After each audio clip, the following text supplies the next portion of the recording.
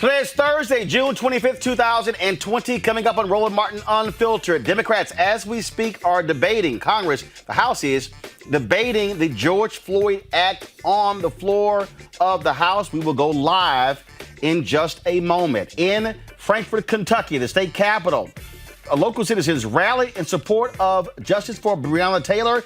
We live streamed that whole rally on Roland Martin Unfiltered. We'll show you for some of that. Union organizations are calling for police reform. We'll talk with the president of AFSCME, Lee Saunders, right here on Roland Martin Unfiltered. 3 North Carolina cops fired over a racist rant mistakenly recorded and released. We'll have that announcement. Plus, a Scottsdale, Arizona councilman opens an anti-mask rally by saying, "I can't breathe." We'll show you the arrogant asshole's remarks. Plus, in Florida, a crazy-ass white woman goes on this wild rant about having to wear a mask, and she brings up 5G and other craziness. Speaking of craziness, in Oregon, masks are mandatory for everyone except people of color. Okay, all of this while coronavirus numbers continue to spike. We'll talk about that with a doctor who is on the front line of developing a test. And Georgia State Senate Candidate Rev Raphael Warnock joins us to talk about his campaign to become a United States Senator. Plus, we'll talk with a former PGA executive about the lack of diversity in the sport. Plus, another crazy-ass white woman, but this time she chose the wrong one to roll up against. It's time to bring the funk on Roland Martin Unfiltered. Let's go. He's got it. Whatever the miss, he's on it. Whatever it is, he's got the scoop, the fact, the find. And when it breaks, he's right on time and it's rolling. Best believe he's knowing. Putting it down from sports to news to politics. With entertainment just for kicks, he's rolling.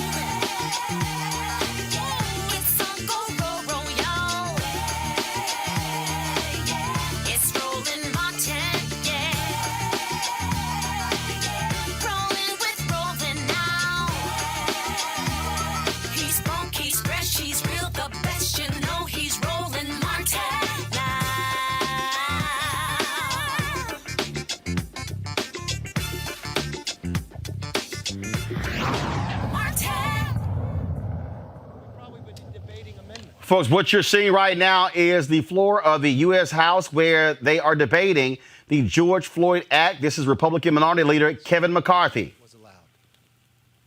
I listened to the Democrats on the other side because they're in the position the Republicans are here in the minority. They were offered 20 amendments, but they felt they shouldn't go forward. Not to vote on the bill, but not even to debate it. Would it be too much to offer the minority one vote to do a bill together? Then you tried to diminish its author. Y'all talk to me. One Senate Democrat who is white went so far as to say on the floor of the Senate that Senator Scott, a black Republican, was taking the token approach. I don't know if you've ever served with Tim. There's no one that has higher character than the man I know.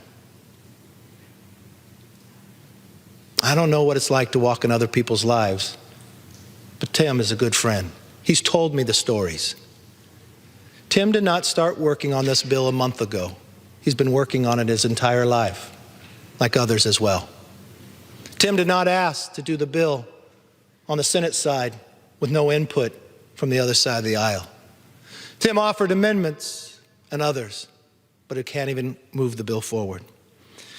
Now, you're defaming its supporters, saying, as Speaker Pelosi absurdly claims, that we are trying to get away with murder, the murder of George Floyd. She knows she should have apologized, but she doubled down on her remarks yesterday. That was a very sad state of affairs. Think for one moment, the Speaker of the House is second in line to the President of the United States. That job is too big for words so small, especially in this moment and in this opportunity.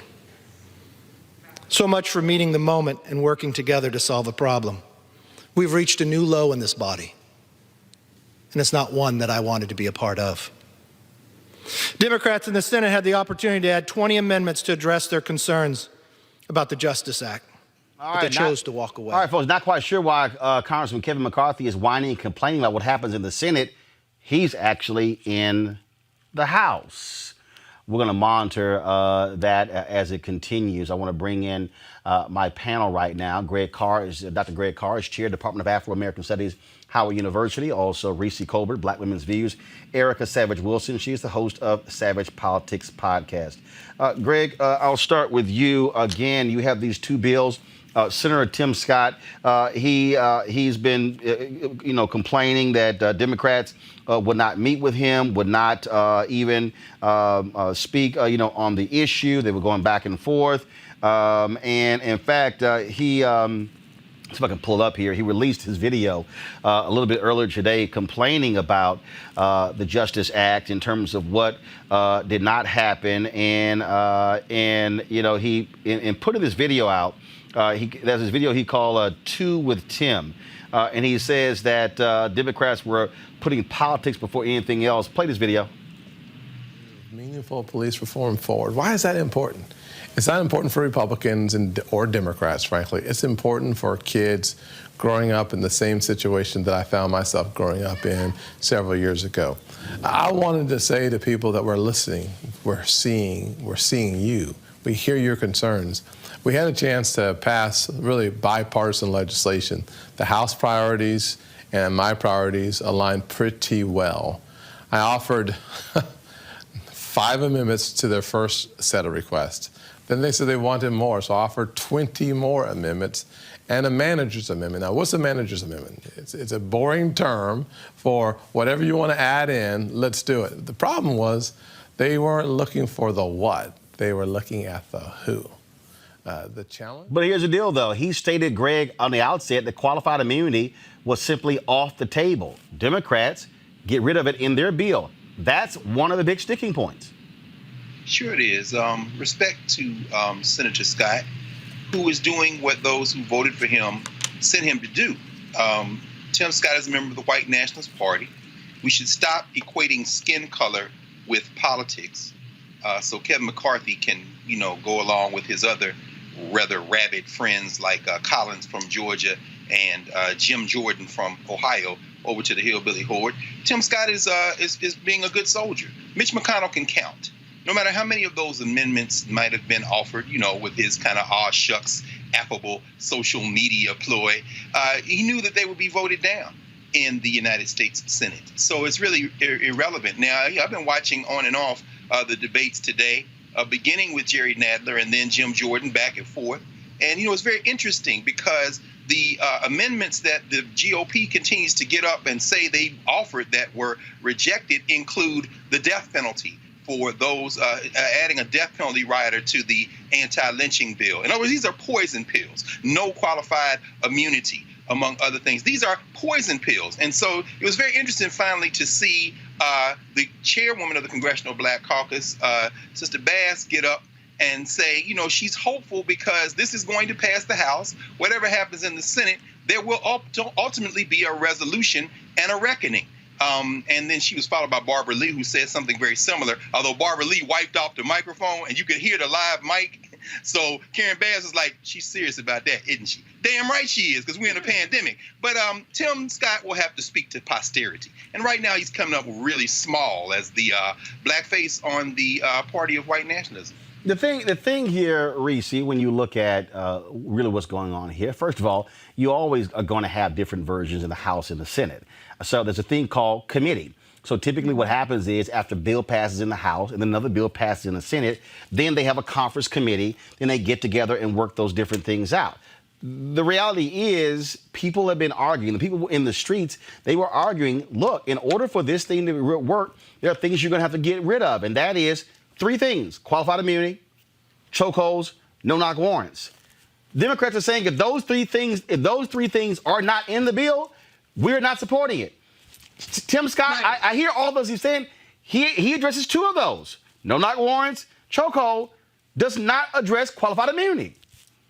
But the way he addresses it is still very much like, well, it leaves so many gaping holes in it that it doesn't even have any teeth to it. And so I think that what the Democrats are doing for a change is actually standing their ground, which is appropriate, and not allowing the Republicans to just say, we fixed it, time to go home, and nothing is actually fixed. Then The Democrats are the ones who get blamed, by the way, when they vote for something and it doesn't have the intended impact. The Republicans don't get blamed. Their supporters go and cheer them on and say, yeah, look at you, you compromised and this, that, and the other. And so I think that what they're doing right now, if Tim Scott and if the Republicans are serious about policing reform, which we know that they're not, then they need to get on board with the Justice and Policing Act. That's the bill that's going to pass in the House. And so that's the bill that needs to pass in the Senate. And the Democrats have to stick with it. If you don't have a solution this time, then you don't have a solution. But the stuff that's being put forth by Tim Scott is not anything more than a PR campaign, not a solution.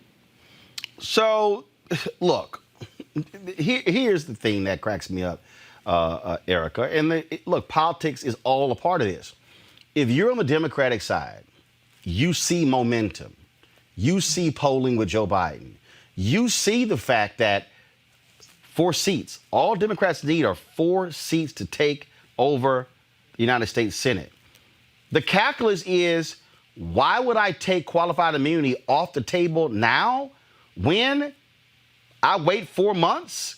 I can actually get a much bigger bill if we control the House, the Senate, and the White House. Absolutely, Roland. And then this is where paying attention to the courts comes in, because all the while that this is happening, the Senate actually confirmed the 200th Trump judge. Corey Wilson was confirmed this week. And so the wind is on the back of the Democrats. And so when we look at that number you're talking about, 4, they actually only need 3. As long as Democrats take the White House, then whoever that vice president is actually functions as the president of the Senate. And so this is where people need to be actually paying attention to what's happening. We have 35 senators whose seats are up this year.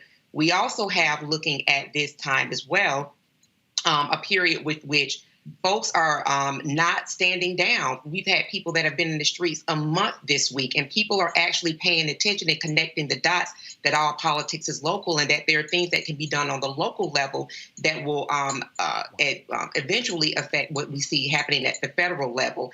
And so as we continue to kind of like see these antics that are coming out from Tim Scott, if folks just continue to keep the focus on what is happening, continue to vote, continue to make sure that their voices are heard, we will see a turnaround come November. Leave the polling alone. We do understand that polling is saying that right now Biden is up by double digits, but forget the polling. Right. Continue to vote. Continue to stay committed to your state and presidential primaries, and make sure have a voting plan to come out in November and kick Trump out. And of course, folks, there's a lot of folks who have been really focused on this whole issue of police reform. More than 1,000 people made their way to Kentucky's Capitol building in a show of solidarity for the Justice for Breonna Taylor movement. And the crowd began gathering in Frankfort, Kentucky this morning.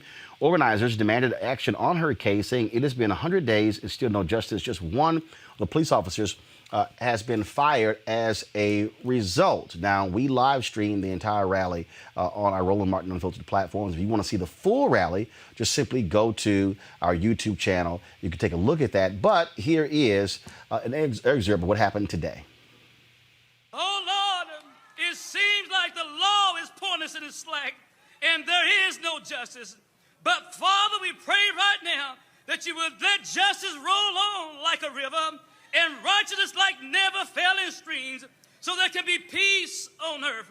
Lord, please quench the fiery darts of justice delayed and justice denied, hatred, oppression, social unrest, and police brutality.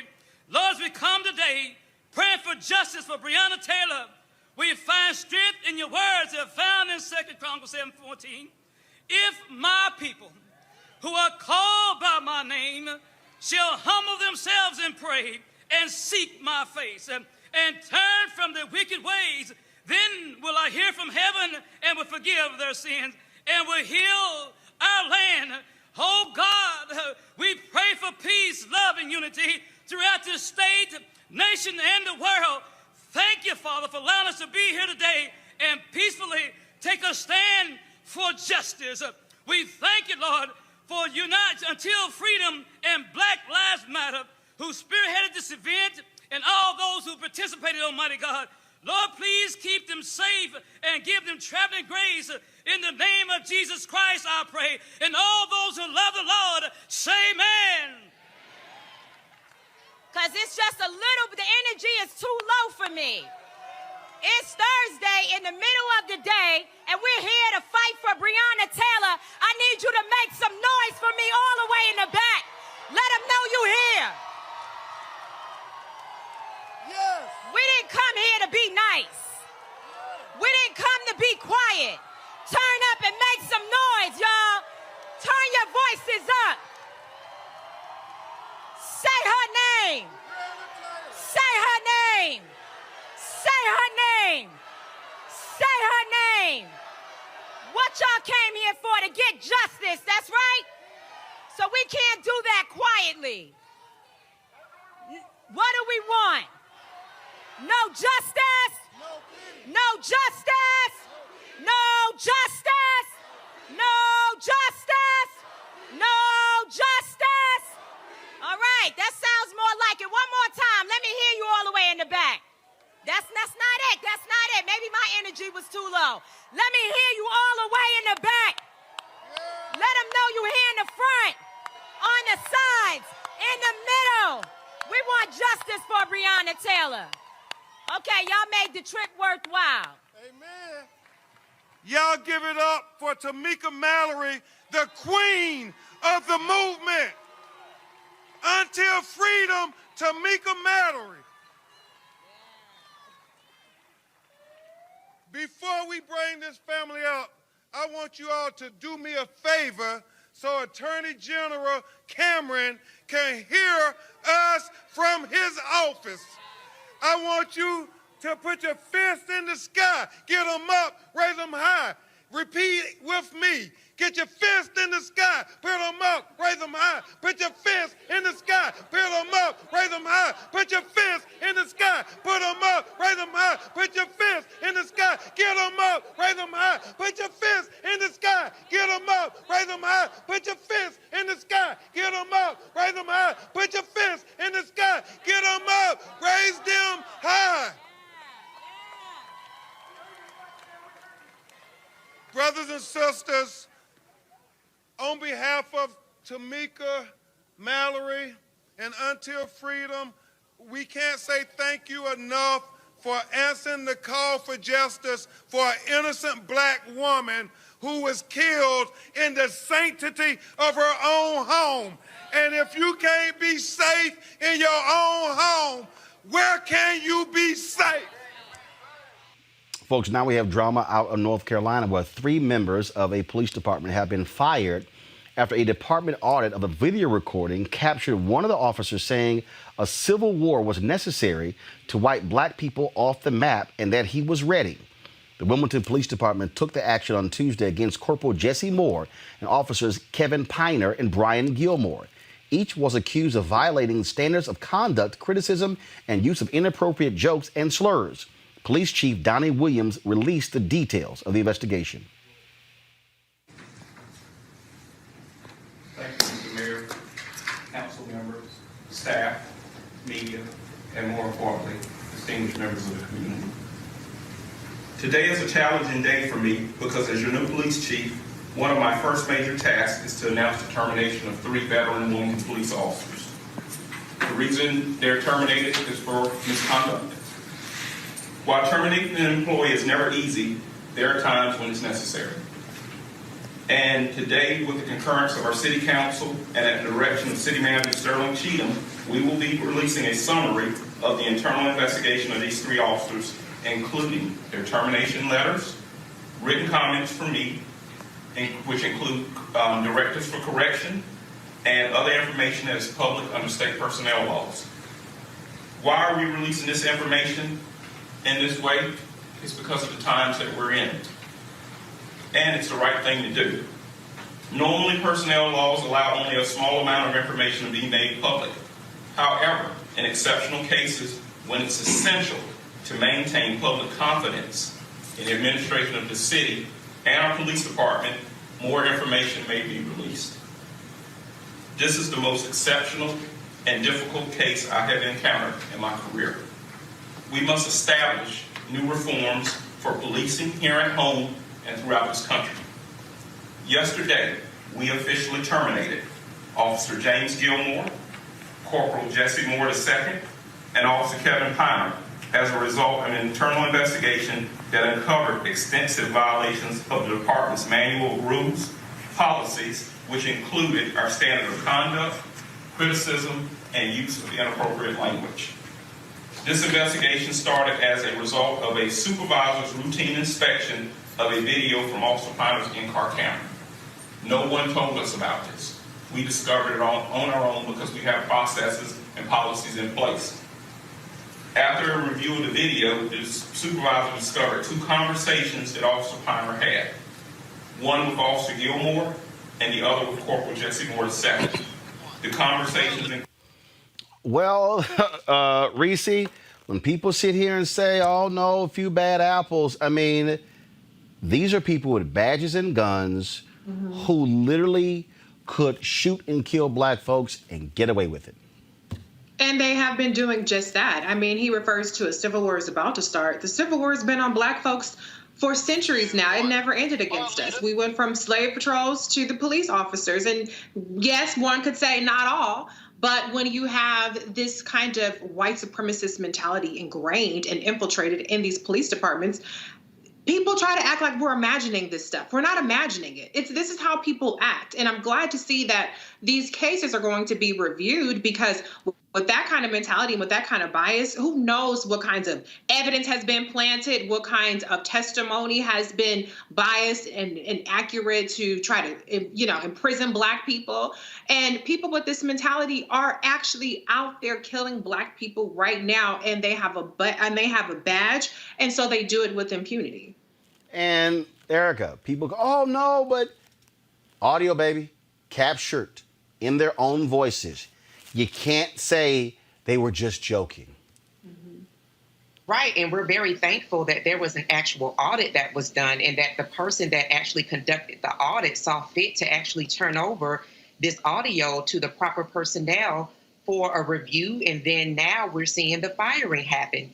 And, along with what Reese said, thinking about Tamir Rice today, there has been so many social media posts around Tamir Rice should be turning 18 today. And I talked about how Tamir Rice, when I think about the class of 2020, he should have been graduating with his class today, but for the fact that this is in large part really the ways in which law enforcement sees black people. When you look at data and reports that were released back in 2019, the National Science Group said in large part in 2019 that the leading cause of death for young black men was by police violence. So it is not something that is being imagined. It is not something in a case where if only black people would just comport themselves different. Well, damn, how do you comport yourself different if you're in your damn bed sleep and a law enforcement officer comes with a signed warrant in his hand with all of the backing of law to just release bullets while you're in the bed sleep with your boyfriend? How the hell do you comport yourself away from that type of violence? So what we're saying about law enforcement is there has to be a complete shifting. Enough with that only a few bad apples. There is a sickness and an illness, and it has to be taken out. Greg Carr.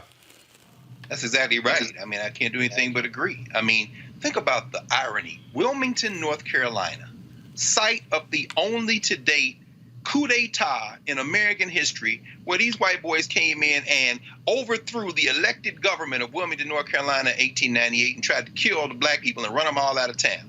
And here we are in 2020 with that brother Donnie Williams, who's only been the police chief since earlier this week. He's been an interim up until this week, and the city council made him permanent. Here's a guy been on the police force for 29 years, grew up in public housing, rose from a cadet in the Wilmington Police Force all the way to become the chief.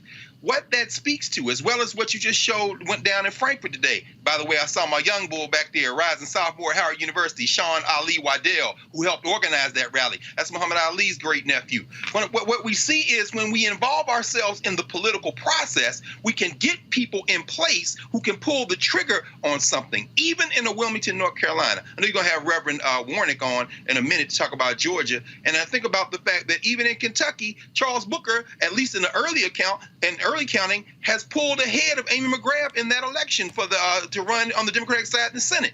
What we saw in Wilmington today is a direct result of people being involved in the political process so that when something like this happens, the structural violence that people have tried to get us to be used to in this country will not stand. It's important to be involved in the political process. Well, again, and now we have the insight into exactly what they were thinking. And trust me, we've seen other examples of cops with the same thought process on police forces across this country. Folks, earlier today, I got a chance to talk with Lee Saunders, who is the president of the American Federation of State, County, and Municipal Employees, which has a number of police officers under their particular banner. We talked about police reform and what needs to happen. Here is our conversation. Here, the Senate, Democrats blocked the Senate police reform bill. Democrats voting today on the House bill, clearly at an impasse. You represent with your union, there are police officers, under your domain as well. How do we get to the point of achieving bipartisan police reform? Well, first of all, I think we've got to honestly and seriously recognize the problem. And the problem is that we've had systemic racism in this country for many, many, many years, and it is not improving.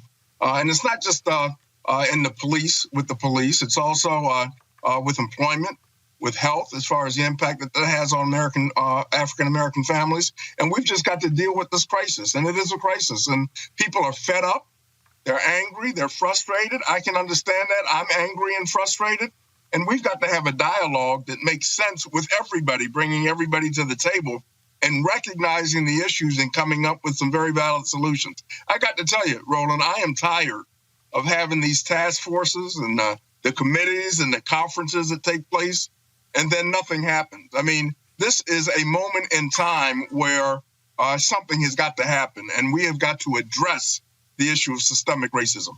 So, but with that, I mean, right now, I mean, with the murder of George Floyd, it is such a flashpoint when it comes to police. And look, there've been lots of discussion about police unions, folks saying those contracts, qualified immunity, all these different things, chokeholds, you name it. People are saying defund the police. And so, again, at some point, there has to be a compromise. There has to be solutions. And so what is AFSCME putting forth, or what do you want to see done so that we actually achieve that? Well, we believe that we came out with a resolution in 2018 based upon discussions that we had with our community activists within our union who are members of AFSCME, along with our law enforcement, police officers, corrections officers, probation officers. And we had some very deep discussions about what we needed to do. The first thing is, and I don't use the term defund police, but I honestly believe that resources should be reallocated within the department and outside of the department. Since the Great Recession, we have not seen the levels of public service employees rising to where it was before that Great Recession. If, in fact, you reallocate funds from the police department and say, for example, provide more money to social workers, child protective workers, those kinds of folks who can do the jobs that police are doing right now, it frees them up. And it gives a more human touch to dealing with people that have issues and problems in our communities. I think chokeholds need to be banned. I think that sometimes you've got to take decisions that the prosecutor makes and take it out of his or her hands, and maybe the attorney general has got to get directly more involved. So there are a variety of issues that we've got to talk about. President Obama's task force had many recommendations that were never implemented. And I think that's a start. The House bill has a number of those recommendations built in to their bill, and there's going to have to be some kind of compromise, obviously. But I'm going back to the point where we've got to do something about systemic racism in this country. And it involves healthcare, it involves housing, it involves police, it involves law enforcement, it involves jobs and economic fairness for African Americans and people of color. One of the things that we keep hearing from folks is that on this whole issue, people say, you got a few bad apples. But part of the deal also here, this is where I argue you also have to have police accountability. When you look at what happened in the case of George Floyd, if an officer had went over and said, man, get off of his neck, okay, then all of a sudden that changes the whole deal. When you had there was a case out of Los Angeles where this guy was just wailing against the dude, and the other officer, she's just standing there, and then when the body cam footage, I mean, you comes out and you hear what he was saying, and it's like example after example. But part of the problem is where you've had cops who've done in the past, they've been ostracized, and so at some point you got to have police on police accountability, and not have this deal to, oh, how dare you fire people or suspend them, and now we're going to do a slowdown, or we're going to get upset and we're going to resign en masse like in Buffalo or the SWAT team in Florida. I mean, I think the public also needs to see that from police. I agree, and what's right is right, and what's wrong is wrong. And if police see something that's happening that is not right, that is risking someone's life, that is way over the top as far as how they're dealing with folks, they've got to speak up. They've got to talk about it. Let me go back to one point, Roland, and I want to be clear on this. And I honestly believe that police should have the ability to be represented by a union if they so choose.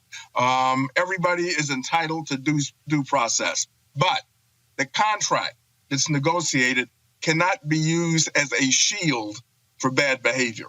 And we've got to deal with that. And management has got to deal with that. Elected officials have got to deal with that. And at times they're going to have to take that issue on, whether it may be uncomfortable or not. They're going to have to deal with it. They're going to have to take it on. I think unions have a responsibility also as far as bringing people together around that same table and talking about it and educating folks, educating our members about systemic racism in this country, what it's meant to African Americans through so many years. And we want to do that. The way that we do that is to have folks at the table talking about it. But then once we decide on a plan of action, we move forward very, very quickly. Well, it's interesting you say that. I remember there was a particular story I was reading in SAG-AFTRA. You talk about, a fellow union out of Hollywood. They called on police unions to change, or they said, quote, lose all support. I mean, so here's a union who is saying, look, you're a union, we're a union, but you're going to have to make some changes in order to get the trust of the public. That's where I go back to accountability, because you have some people who are saying, get rid of the police unions. Then you have people who are union supporters who say, no, we can't do that because we also believe in unions. So then it's like, okay, how do you fix the problem? And that's really, I think, where when I look at what SAG-AFTRA said, what they're saying, you have to deal with the problem and not act like a problem doesn't exist. No question. And we all know that there is a problem. We know that. We cannot run away from that fact. People can deny it. They can try to run away from it, but we've got a serious, serious problem in this country that's got to be dealt with. And we've got to bring people together to sit down and talk about it, but most importantly, put those plans and put what was decided upon in those meetings into action that makes sense, so we don't have to continue to deal with these killings that are taking place all across the country, and brutality that's happening, the economic injustice, the healthcare inadequacies within the African American community, housing issues, public education issues. This is the moment, this is the time to put all of this on the table and seriously deal with it, come up with solutions, and move this country forward. Right now, the real block is that you have this call for ban on police chokeholds, ban on no-knock warrants, and ending qualified immunity. Are those three things, that right now is the block on Capitol Hill. Whereas you have Democrats who say those three things must be a part of police reform. Then you have Senator Tim Scott's bill. It does not include qualified immunity, but he says does indeed lead to the ban of chokeholds and no-knock warrants.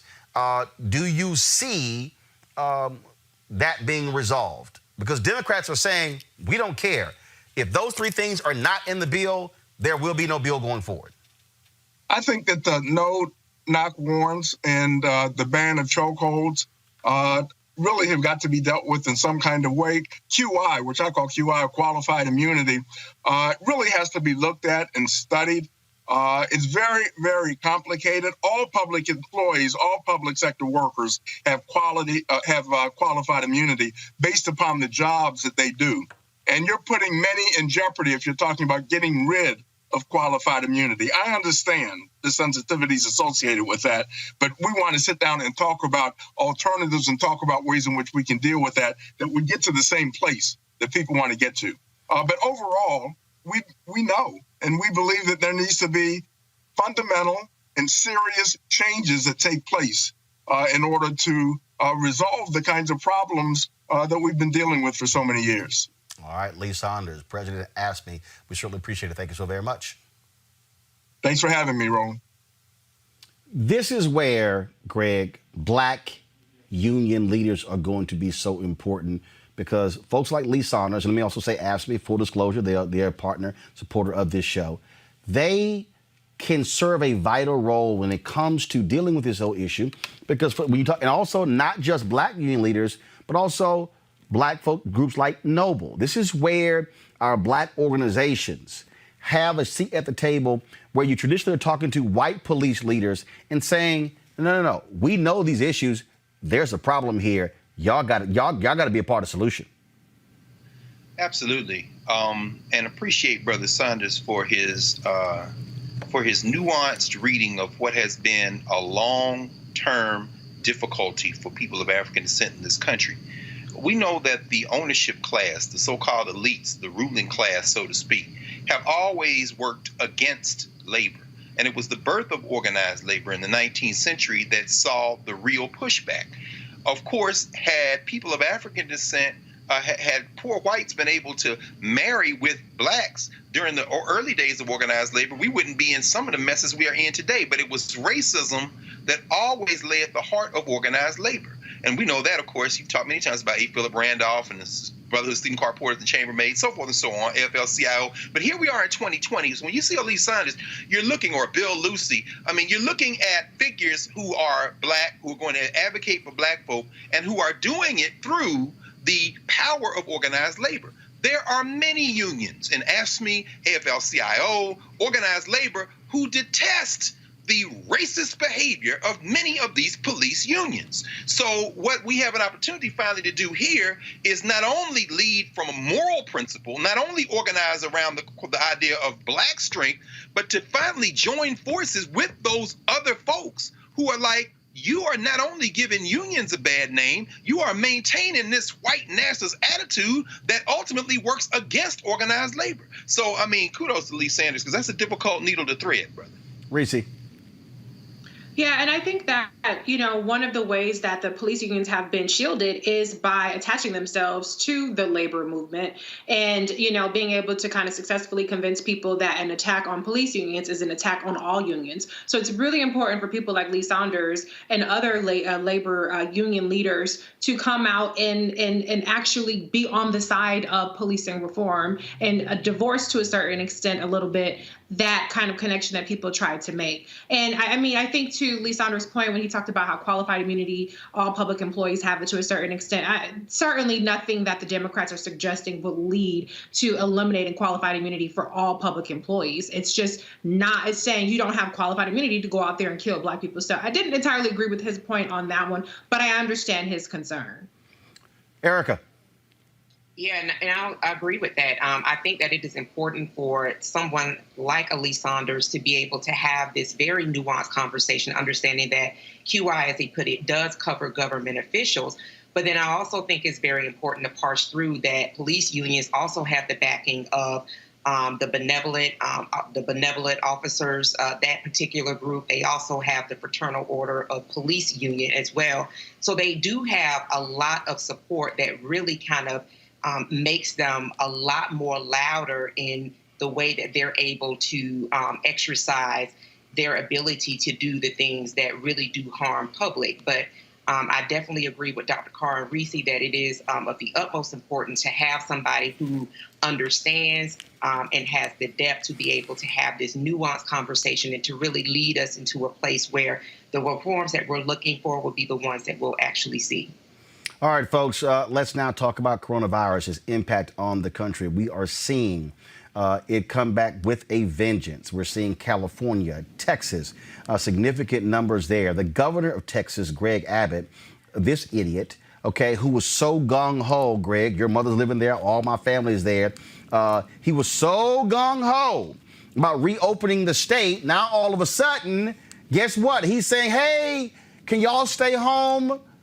Well, you didn't listen to the mayors of the cities and the county judges who were telling you don't reopen the state so fast. Folks, we have 2,336,615 cases of coronavirus. 121,000 people have died. 784 of those deaths are new. Now you have the federal government, Erica, pulling the federal testing sites out of places like Texas and Arizona where the numbers are going up. Why would you pull testing out when the numbers are increasing? Yeah, we actually saw reporting on this, Roland, like back in April or early May. When we're looking at, and it's really interesting that this is happening, right? But we knew that this was going to happen because the coronavirus is a novel, meaning it is a new virus. So when those folks who were out front saying, well, it's only impacting this demographic, so those demographics need to make sure that they stay at home, everyone else can kind of, play it by ear, so to speak. And now we're seeing that the numbers are up amongst the 18 to 29 group because this is a new and novel virus. Again, I think that it's really important to reinforce that a lot of the decisions that were made around the state executive governors to reopen as early as they did, to allow those stay-at-home orders to expire as early as April and May, were made because of economic reasons, specifically when the data began to creep out to show that this virus was impacting Black and brown people, meaning the folks that engine the economy. Also, is disproportionately impacting them. We can continue to sacrifice them in the name of business. So now what we're seeing happening in your home state of Texas is that the Texas Children's Hospital has had to start making their facility available for grown people because the numbers are just that staggering. And I was watching Business News today. I'm watching different doctors who are painted with fear because they're really scared that there's going to be an explosion that cannot be contained, bearing in mind that the CDC director has told us today that the numbers may be 10 times higher than what we're seeing, the 2 million that are being reported. So our nation is really in a critical place. And if folks do not wear masks, if people do not social distance, what they're seeing happening in Texas will be happening in their state very soon. Greg, real simple. I mean, bottom line is these governors, these Republican governors, were trying to follow Trump's lead. And people like Dr. Ebony Hilton, I got a doctor coming up next, kept trying to say, y'all, take this thing slow, stop trying to ramp up. Now they're seeing what happens when you don't listen to the health professionals. That's right, brother. And as we just heard, brilliantly put, Erica laid us down through it. We are the ones who are going to suffer disproportionately. This idiot, as you say, Abbott, your family, my family, and not just our two families, but millions of people in the state of Texas now subject to this clown. Sylvester Turner in Houston, one of the counties that has been, they're saying they're going to suspend elective surgery. Mayor Turner comes out and says, hey, man, my intensive care wards are already at 97% capacity. My sister and brother-in-law are in health care. And they'll tell you just as fast as, anybody else will tell you, look, when this thing gets overwhelmed, it's going to be in those major cities where our people are. Chokwe Antar was on television earlier today. Chokwe Antar Lumumba, the mayor of Jackson, Mississippi. Those idiots in Mississippi, the attorney general there, still hasn't reached an agreement to share reporting data with the biggest city by a factor of 3 in the state of Mississippi and the place where the hospitals are. So who is going to be overwhelmed? Our Black and brown women, and men who are first responders working in those hospitals. Those people are going to come in. They will be overwhelmed, finally. Idiots like Brian Kemp in Georgia, idiots like that fool in Florida are pressing this thing to the point, when you look at the map, the red states where there's up, there are 29 states where this thing is going up. You see most of them, the old Confederacy and those Republican governor states. You're seeing the continuing fraction of the country as Cuomo and Phil Murphy in Jersey and the guy in Connecticut are like, y'all can't come here from these states. And if you come here, you got to sequester for 2 weeks. This is not only testing the United States as a concept, it is going to lead to the fracture of the United States as a concept. Mark my words on that. All right, joining us right now, Dr. Carissa Colbert, Chief Medical Director of Infectious Disease Diagnostics at Tricor Reference Laboratories. Doc, glad to have you here. This is what I find to be just unbelievable. I'm watching this whole deal right now, and it's amazing. It's amazing. Are they not listening to people who are putting their lives on the front line? I'm sitting here and I'm going, what are you doing? Doctors and ER folks, they're screaming in Texas and Arizona. They're fighting these nuts walking around with their guns. Oh, no, I don't want to put a mask on. As if 121,000 dead just didn't happen. Right. No, I can't understand. I think at this point, everybody knows somebody. I think early on, people had a lot of questions. Is this real? Is this a hoax? But everybody knows somebody, or people themselves have experienced the virus. This is not a hoax. This is absolutely real. And so the way that we deal with viruses like this in hospitals that can be transmitted from person to person is by wearing masks. And I can point you to the data that shows that this works. It's not just with this virus. I think everybody, whether or not you think coronavirus is a fluke or not, everybody knows that the flu is real. And if you look at the numbers of flu cases, they all fell dramatically once we started social distancing. So we know now coronavirus is real. We know social distancing stops viruses. Coronavirus, flu, other colds. We've seen cases of influenza-like illness, so common colds and other respiratory illnesses. They just fell immediately once we started social distancing. And now that we're wearing masks, people have to see that this is really real. And there's a way that we can protect ourselves and we can protect others. So the spike is real. We're seeing it. Who are the folks our people are being impacted the most? What states are you looking at where this is being a problem? Well, I think we've all seen right now, Texas is definitely a problem. We've seen spikes go up in Texas, but it's not just Texas.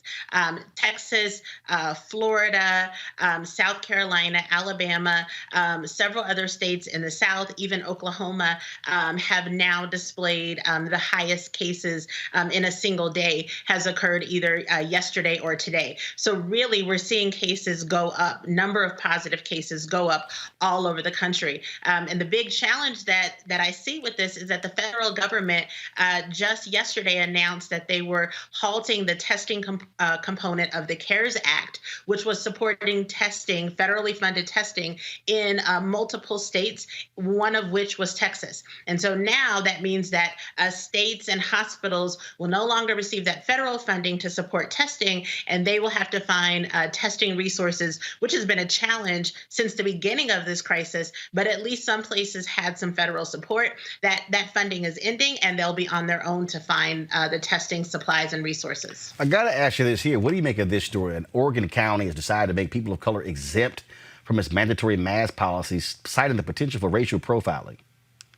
Okay, I'm trying to understand that now. Lincoln County's general directive requires everyone to wear a face covering in any indoor public setting or any outdoor setting where 6 feet of social distancing can't be maintained. But the county wrote on its website, quote, people of color who have heightened concerns about racial profiling and harassment due to wearing face coverings in public are exempt from the rules. Okay, I'm sorry, go right ahead. The problem, this is a symptom. Right? So we're saying because systematic racism exists, and implicit bias has not been dealt with, that instead of dealing with people's own implicit biases, instead of dealing with systematic racism, we say, let's put the Black people and people of color at risk because we can't check ourselves and not racially profile you. That's basically what it sounds like people are saying. And that's a problem. It has to be a problem. We have to protect ourselves. I think every individual, it's your right to protect yourself. And remember, your mask, so my mask protects you from me. And so I tell my 8-year-old daughter and my 6-year-old son that wearing a mask is how we tell our friends that we care about them. So me not wearing a mask, really, it's not that I'm not protected. I'm not protecting you from me. We've got to get this in our heads that, one, we have to deal with implicit bias and we have to deal with systemic racism. And that's been plaguing our country for 400 years. And it's showing up even more with the disproportional effect of this virus in minority communities, not just Black communities, Hispanic and Latinx communities, Native American communities. But for us all to get through this, we've got to put on masks and we have to be able to get tested. All right, then. Well, I wish these political people, who are so focused on, look, they're focused on trying to please Donald Trump, who desperately wants to get reelected. And you know what's so crazy? If he actually showed leadership and we actually went to massive testing, right, it probably, that would actually be seen as a good thing. But you know what? Okay, he won't be stuck on stupid. Go right ahead. I just keep telling Black people, don't listen to them. Keep your behind at home, wash your hands, put your mask on, stop having these damn group gatherings. All y'all Black people in Atlanta, take your asses home. All standing in line for Nikes, been at the mall, the nonsense that we're seeing across the country is crazy. I'm sorry, your life ain't worth a pair of Air Jordans. I'm just saying. Exactly. Dr. Colbert, we appreciate it. Thanks a lot. Thank you. All right, folks. Quick break. We'll be back. Roland Martin Unfiltered. We got some other stuff for you. Trust me, y'all. Crazy white woman. Why does white woman want to call her sister the N-word? She got her ass whooped. Greg, we've been trying to tell him that. Y'all gonna run up against the wrong one.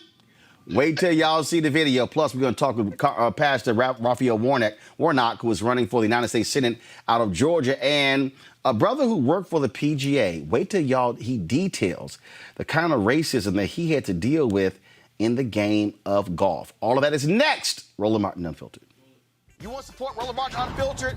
Be sure to join our Bring the Funk fan club. Every dollar that you give to us supports our daily digital show. There's only one daily digital show out here that keeps it Black and keep it real as Roland Martin Unfiltered. Support the Roland Martin Unfiltered daily digital show by going to RolandMartinUnfiltered.com. Our goal is to get 20,000 of our fans contributing $50 each for the whole year. You can make this possible. RolandMartinUnfiltered.com.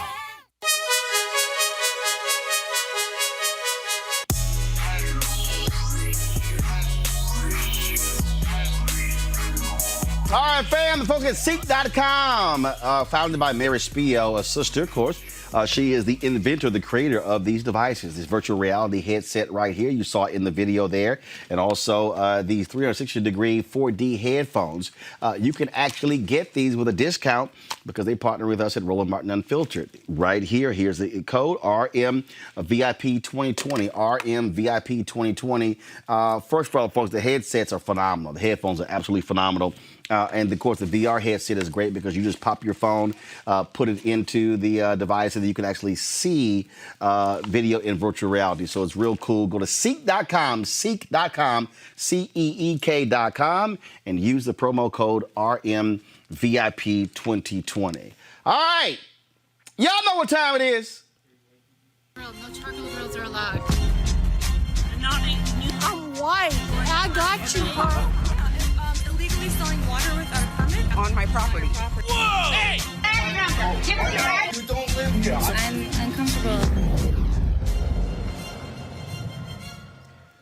So we ran up against another Karen Greg in a convenience store. And let's just say, Reese, she got a little bold. She got a little loose with the language. And Erica, let's just say she met Layla Ali. I'm not here to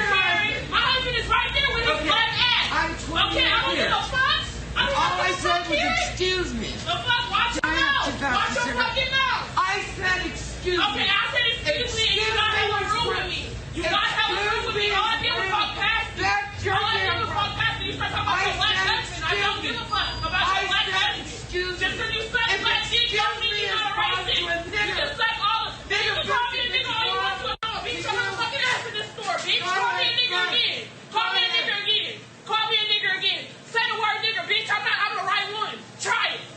That's what the fuck I thought. Watch your fucking mouth. Excuse me. The wrong nigga. I'm the wrong nigga. I'll beat your ass in this motherfucking store. I will beat your ass. Say nigger again. Nigger. You didn't hear what the fuck I just said, bitch? You didn't hear what the fuck I just said, bitch? Bitch, that's who I'm the right. You got it. Let me go. Let me go. You better let me go. I'm gonna hit your ass again. You better let me go. You better let me go, bitch. Hey, she's down. Let me She's down. go. I'm sorry to get in the middle, but she's down. Let me go. Let me go. Let me go. Let me go. Let me go. Keep calling me a nigger and let me go. The fuck? Weird ass bitch. I come to this bitch all the time. Bitch, I'm the right one. Call 911 and tell them. Call 911 and tell them, Reese. Boy, you notice she had the nerve to sit up there and say, all I said was, excuse me. No, bitch, you called her the N-word and she mollywopped you as she should. And to the bystander talking about, I hate to get in the middle of it, but she's down. So what? Knock her down some more. Because people need to learn. I'm tired of all these docile videos going viral where people let these white folks talk to them any old kind of way and everybody applauds them for how gracious they are and, oh, you were so poised and, oh, you just kept your composure. No, sometimes you need to knock some sense into some of these folks. And she got the sense knocked into her that day. Greg, we keep warning them. Y'all gonna run up against the wrong one, and it ain't gonna end well. Brother, in July 1919, Claude McKay published his poem, If We Must Die, Let Us Nobly Die.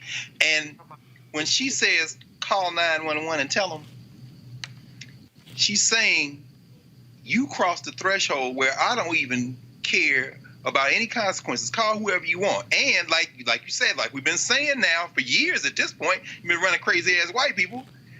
She said the thing we always say, one day you're going to roll up on the right one. She said, I am the right one. Right. I mean, but there's so much going on in that video, brother. I mean, the ironies. Here, this white woman is with a mask on. Here, this sister is without a mask on.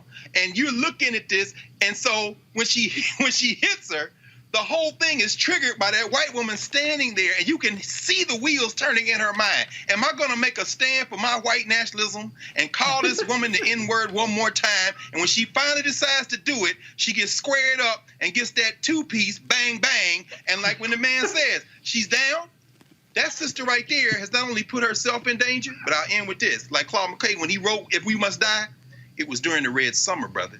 The big conflagration that happened in Chicago that summer, the race war that took place in Chicago, it is attested that they were throwing rocks at a black kid trying to swim in the river in Lake Michigan, and they start throwing rocks at him, and next thing you know, everything sets off. It might be a fist fight like that that sends this country up in flames, brother. That's how close we are. Absolutely. So y'all better back up. Folks, in just a moment, I got to show y'all how the white folks at Fox News responded when black people start carrying guns in Atlanta. But right now, Congresswoman Sheila Jackson Lee is talking on the floor of the U.S. House as they debate the George Floyd Act. Let's go live right now. It fails the moment. It does not require anything. It does not ban, require, or create. The Senate bill is threadbare and lacking in substance. It does not even provide a proper baseline for negotiation. It does not contain any mechanisms to hold law enforcement officers accountable in court for their misconduct. Does not address mens rea, a standard that should be the basis of due process. For too long, it has allowed law enforcement officers to evade criminal liability for excessive force. It is absolutely imperative that any meaningful policing reform contains accountability. It fails the moment. Tim Scott introduced the Walter Scott bill many years ago. It was yet to see the light of day in the United States Senate. Where is the party of Lincoln? The Justice Act does little to do with the urgent need, the cry of our people, or those gathering around me in CUNY homes who came to me, friends of George Floyd, who knew Big Floyd, and said, what does this bill do? Will it do anything? And as I told them about the bill, unlike this George Floyd Act, which repurposes existing grant monies, I let them know that this bill will give money to community groups, not give bunches of dollars to those who will continue the same patterns. For too long, the disciplinary and misconduct records of officers who pose a knowing threat to public safety have been shielded from the public in a manner that has resulted in great harm to the communities they are entrusted to. Our bill shines a light. The Senate bill and the motion to recommit does nothing but closes the door and says nothing about Black Lives Matter. In fact, it is a system that encourages the collection of records. We can give him credit for working in a hostile chamber, but members of the CBC have prioritized and made sure that the issues of today are important. Let me be very clear. There's some of the notable distinctions between the two proposals. The House Justice and Policing Act vastly more deals with more systemic approach to accountability by developing national policing standards and requiring police departments to gain accreditation. It is a friend of police. It gives and deals with professionalization. It has a national registry. It is not private, it is public. It is systemic racism, and so we must be transparent. This fails the moment. The Justice and Policing Act takes a multi-pronged approach to eliminating the use of chokeholds. In this bill, George Floyd would not have lived. In the Justice and Policing Act, we could have saved his life and Eric Garner. How does the House bill ban no-knock warrants? We do it. And the Senate bill, all it does is study. We have no time for studying. It must be accountable time now. Now is the time. Can you believe that the Justice bill, Senator Scott's bill, this bill does not have anything in it about use of force, nothing about banning on racial profiling, nothing to fix the federal criminal prosecution standards, nothing to roll back on qualified immunity, and nothing on limitations on military hardware and disbursements. My brothers and sisters, I ask you, where is the party of Lincoln? Where's the party of the Constitution that says we create a more perfect union to create justice? This bill hears the cry of those who have never been heard. It gives us a pathway for success, and I am glad to stand with the Congressional Black Caucus and the Justice Department to say that this bill has to pass. The Justice and Policing Act named after George Floyd. I yield back. All right, then. That was Congresswoman Sheila Jackson Lee speaking there on the floor. Folks, I came across this video. Y'all know I don't waste no time watching Fox News. But I came across this video. Shannon Watts, of course, who is a huge advocate for gun rights. I mean, huge advocate for gun control. My Lord. Okay, Mom's Demand. Y'all, I'm sorry, y'all. She posted this video. And when I say I absolutely cracked up laughing, you know, we always talk about what happened when the planters rode with those long rifles in Sacramento in the state capitol. Them white folks moved real quick to ban those guns in the state capitol. This was an interview that she did with Ed Henry, Kelly Loeffler, of course, United States Senator from Georgia. Y'all, this is just hilarious. Watch. Not every day you see people carrying long guns in big cities in America. What is happening on the streets of Atlanta this morning? Well, Ed, this is totally unacceptable. We cannot allow mob rule. We're a nation of the rule of law, and this is exactly what will happen if we defund the police. And that's exactly what the Democrats want to do. They have a move to defund, to dismantle law enforcement. I have stood strong with law enforcement from day one. I've recently introduced legislation that penalizes states and municipalities that move to defund without a budgetary reason by withholding federal federal highway safety transportation funds. So I stand strong with law enforcement. We need to bring the Justice Act to the floor. We need to have that debate. Our country expects us to do that. I'll get to that bill in a moment, but in the meantime, when you've got people with 12-gauge shotguns saying, we're keeping the police out, what in the world do you do about that? It has to make people wonder at a time when we keep hearing about sick calls in the Atlanta Police Department, some police officers not wanting to come to work because they don't think local officials have their backs. Well, this is exactly what I've been warning about with the defund the police movement. It hurts all communities. It hurts everyone in our country when we don't have law and order, when we have mob rule. This is the vision that the Democrats have for our country. It's a great example of why we need to move this bill to the floor, why we need to stand strong with strengthening law enforcement, to rooting out bad apples. Everyone wants that. We all agree. And this can't be politicized. We've got to protect our citizens. Well, on your last point there, we thought there was agreement potentially on police reform after these tragic deaths in Atlanta, Minneapolis, other places. Obviously, Democrats have been saying we need to pass this police reform bill. Now yourself, Tim Scott, and other Republicans have put their plan out.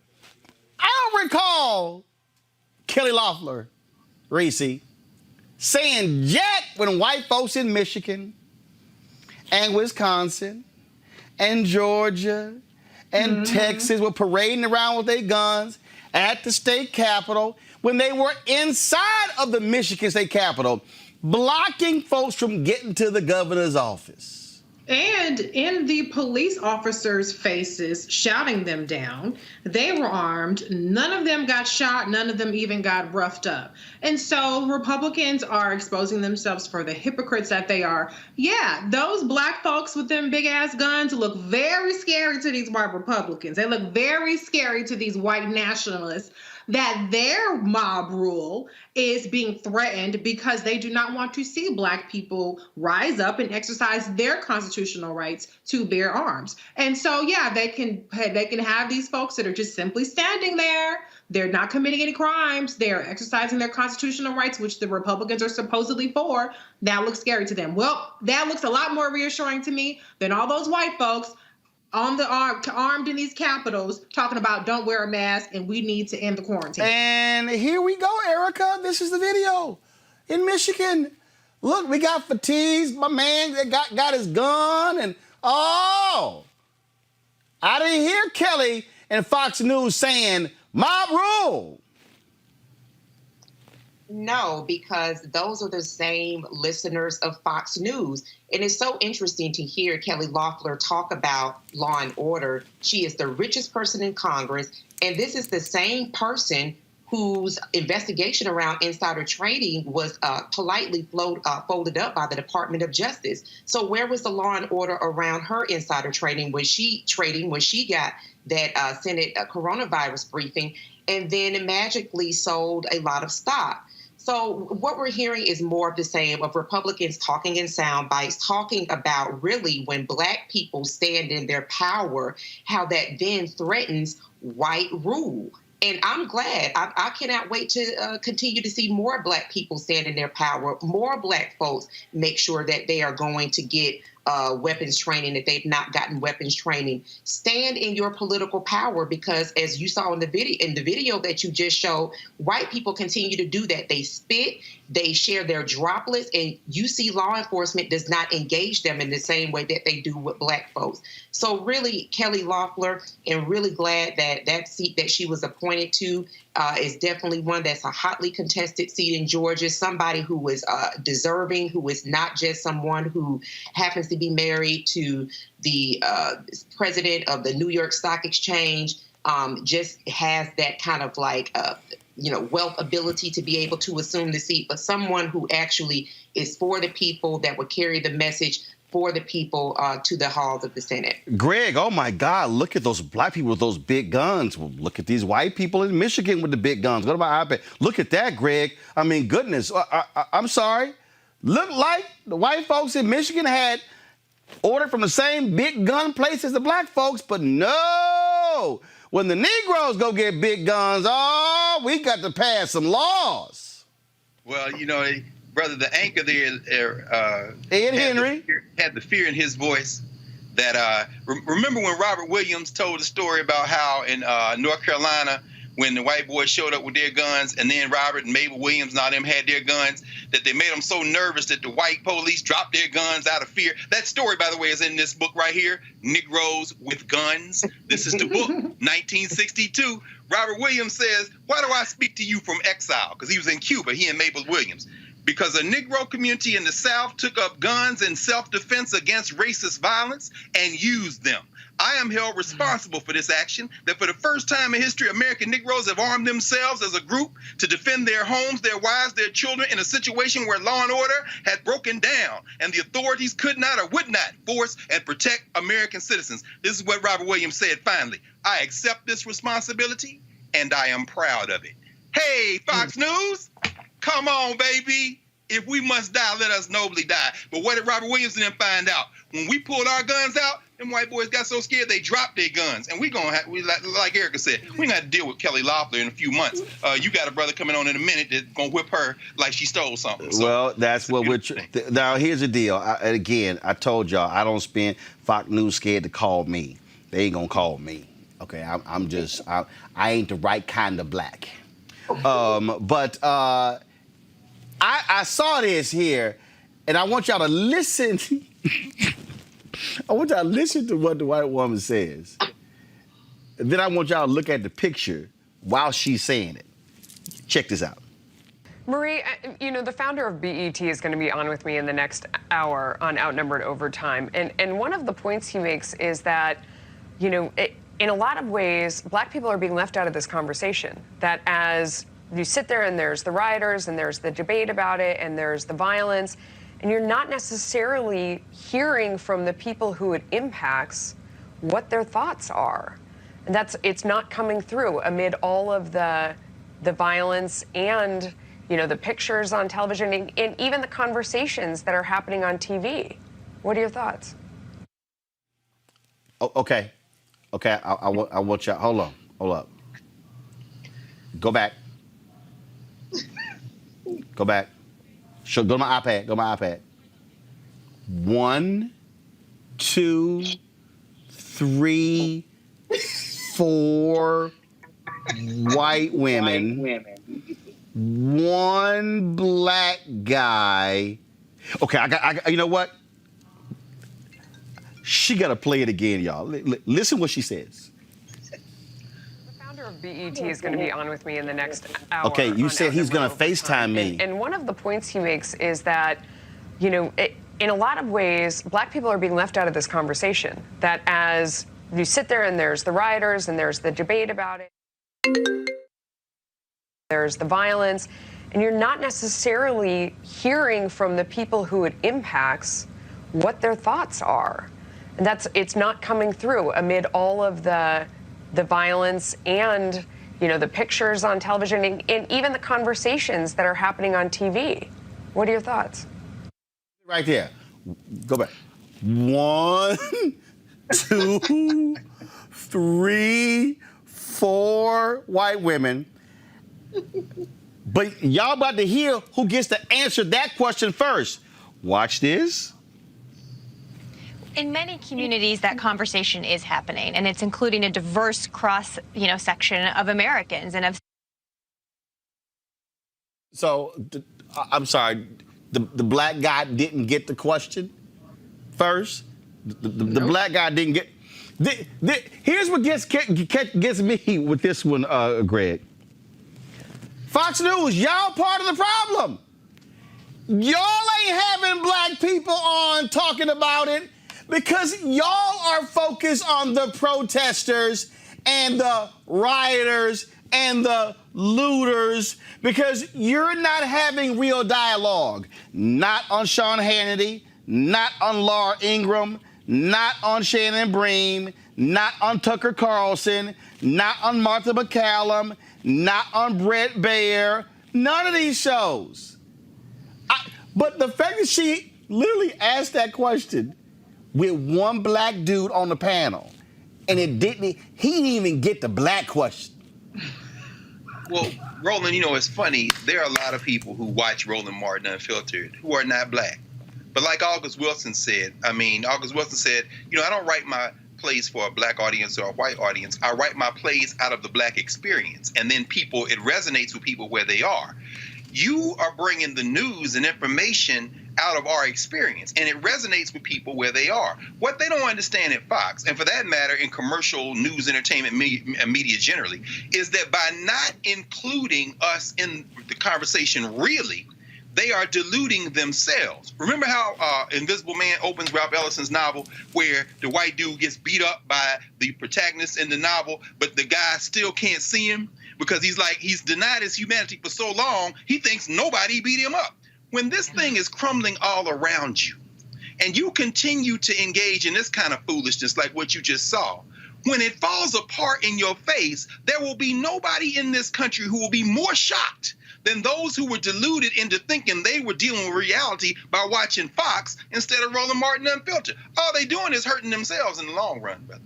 Like, oh my God, I can't believe this, Reese. I mean, black people aren't being heard. Like, they're not being heard. What do you think, Becky? And y'all don't want to hear from us, which is why you're watching Fox News, which is why you have a panel full of white women to, what is it, black-splain or is it white-splain? When white people are explaining how black people feel to other white people. Whatever it is, it's completely ridiculous. And Brother Man was giving, the eyebrow raise, but that's where you got to jump in a little bit. Come on, man. You got to be like, speaking of black people, what did Kamala Harris say on the debate stage? As the only black person on the stage, I would like to have a comment. That's where he needed to jump in. And No, Reese, I got you there. Because guess what? He tried. Okay. Go to the iPad, please. Nobody gets held responsible, so that's pretty convenient. Okay. That sounds like a great way to do it. Yes, of course it's an organization. Of course it has a hierarchy. When corporations say they support the organization, they're not giving the money to random people on the street. They're giving the money to these organizations that do have particular policy positions. In this case, I actually just want to applaud this individual for being honest about his aims. He made a comparison that Marie Harf also made during this show, that sometimes you need to do violent revolution to overthrow things you don't like. Comparing George Washington to Saddam Hussein, and that it's therefore okay to tear down both of their statues. I did not compare George Washington to Saddam Hussein, Molly. Hang on, let her finish. That's ridiculous. Well, I didn't make that comparison. The claim and I'm is not going to let her okay. say it. Hang on, let her finish, Marie. Go ahead, Molly. The claim is that it's okay to tear down statues, which this week have included George Washington and Abraham Lincoln and other people like that, and abolitionists, because it's just like what we did when we did a regime change war in Iraq, where we helped people tear down statues of Saddam Hussein. And I'm just making the point that that's what this individual is saying as well. He's saying that this is a corrupt and systematically evil and racist country, and that there needs to be a destruction of our constitutional system of government to accomplish his political aims. That's actually what Black Lives Matter has been saying the whole time, and it's why the group is not universally loved outside of corporations and mainstream media because of these things that they say. And it's not just political. The group also says that they call for the destruction of the norm, that it is best for children to be raised by their mother and father in a married, family. That is actually one of the most important things that I think people should be thinking about, because being raised in a two-parent home by your parents is actually the best thing that can be done to keep you from having bad educational outcomes.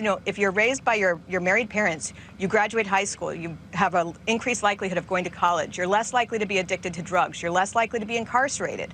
There are a lot of good and healthy outcomes associated with being raised by married parents. And that's the one thing that nobody seems to be talking about in this discussion, even though it would be the most important thing if we actually cared about the lives of black people and other people in this country. The problem is, although Molly, I compared Confederate generals to Saddam Hussein, and for you to say that I compared George Washington to Saddam Hussein is disgraceful, Molly. I'm sorry. That is completely unacceptable and inappropriate. And it's not what I did. What Melissa was saying earlier is hang on. Newsom was that he really devolve into a shouting fest here. Let's leave it there. He could have. Brother Man could have done more than that. I don't care what you say, Roland. He could have said, as the only black person And you know the white lady was going to shut him down anyway. But at least, come on, brother, man. You're going to be on Fox, have some dignity. But I'm not going to blame his lack of dignity and his lack of willingness to stand up completely on him, because obviously Fox News is a white nationalist channel. And, you know. But he works there. That's that dude, Lawrence, whatever his name is. Oh, I don't know him. I've never seen him. He's out of Texas. He don't be saying nothing. But but again, but the thing is, black people, they can't speak, and the black dude can't speak. Well, they can speak, brother. I mean, like you said, in that previous thing. In fact, I reached for it while we were over here. Here's another one. This is Nicholas Johnson's book. You might have to put this in Roland's book club. Negroes and the Gun. If y'all can see that, the black tradition of arms. Yes, sir. Black people speak. It's just that white people don't listen to their peril. That's why they're looking around now like, well, where did this come from? What do you mean? We've been saying this all along. If you don't listen to us, you'll suffer the consequences. We're not going to be the one that suffers the consequences. So if the brother wants to get his check, be quiet, kind of jump in there. And like you said, the optic of it says everything. There are no white men there. You are surrounded by white women. If you can't, to Reese's point, if you can't say anything then, that's all right, brother. Because this conversation we're having every night on Roland Martin Unfiltered, this is where the conversation is. So when the thing blows up, I guess he'll probably find his voice then at that point. That's probably when he'll find it. And at that point, it'll be too late. All right, folks, got to go to a break. We come back. We'll talk with Reverend Raphael Warnock, who is running for the United States Senate in Georgia. Plus, we'll talk with a brother who used to work for the PGA about the racism he dealt with in golf. That's next. Roland Martin Unfiltered. This is the story of a coward and a commander. The coward Trump dodged the draft. Jim Mattis led American troops for 40 years. While a frightened Trump hides from protesters in a deep bunker firing off tweets, Jim Mattis does what he's always done, leads. While Donald Trump angrily attacks, General Mattis's words deserve to be heard by every American. Donald Trump is the first president in my lifetime who does not try to unite the American people, does not even pretend to try. Instead, he tries to divide us. We know that we are better than the abuse of executive authority. We must reject and hold accountable those in office who would make a mockery of our Constitution. Militarizing our response, as we witnessed in Washington, D.C., sets up a conflict, a false conflict, between the military and civilian society. It erodes the moral ground that ensures a trusted bond between men and women in uniform and the society they are sworn to protect. Who do you trust, the coward or the commander? The Lincoln Project is responsible for the content of this advertising. You want to support Roland Martin Unfiltered? Be sure to join our Bring the Funk fan club. Every dollar that you give to us supports our daily digital show. There's only one daily digital show out here that keeps it black and keep it real as Roland Martin Unfiltered. Support the Roland Martin Unfiltered daily digital show by going to RolandMartinUnfiltered.com. Our goal is to get 20,000 of our fans contributing $50 each for the whole year. You can make this possible. RolandMartinUnfiltered.com. I gotta say, Erica, Lincoln Project don't play around with those ads against Trump. Nah, they've been dropping them like mixtapes, and I'm here for it. I think that it's important that those people do talk to the folks that did help in part bring Trump into power. And it's really going to take a collective in order to move him out of power. It's not just on the strength of the Democrats, but people who really not just are tired of what we're seeing around the racial piece, but what we're also seeing in terms of how the United States is continuing to fall in the eyes of other countries. We've just seen recently where Europe has said that when they start to reopen in the month of July, that they are seriously considering not allowing folks from the United States to travel to Europe as well. So I think that it's going to be in the best interest of everyone to really get behind and make sure that Trump gets out of office in November. Those ads matter because here's the piece, Reese. They're dropping them online. They're also going to be running them in various key battleground states. They've also announced they're going to be backing Steve Bullock, the governor of Montana, who's running for the United States Senate. They're going to be targeting Republicans there as well with those type of ads.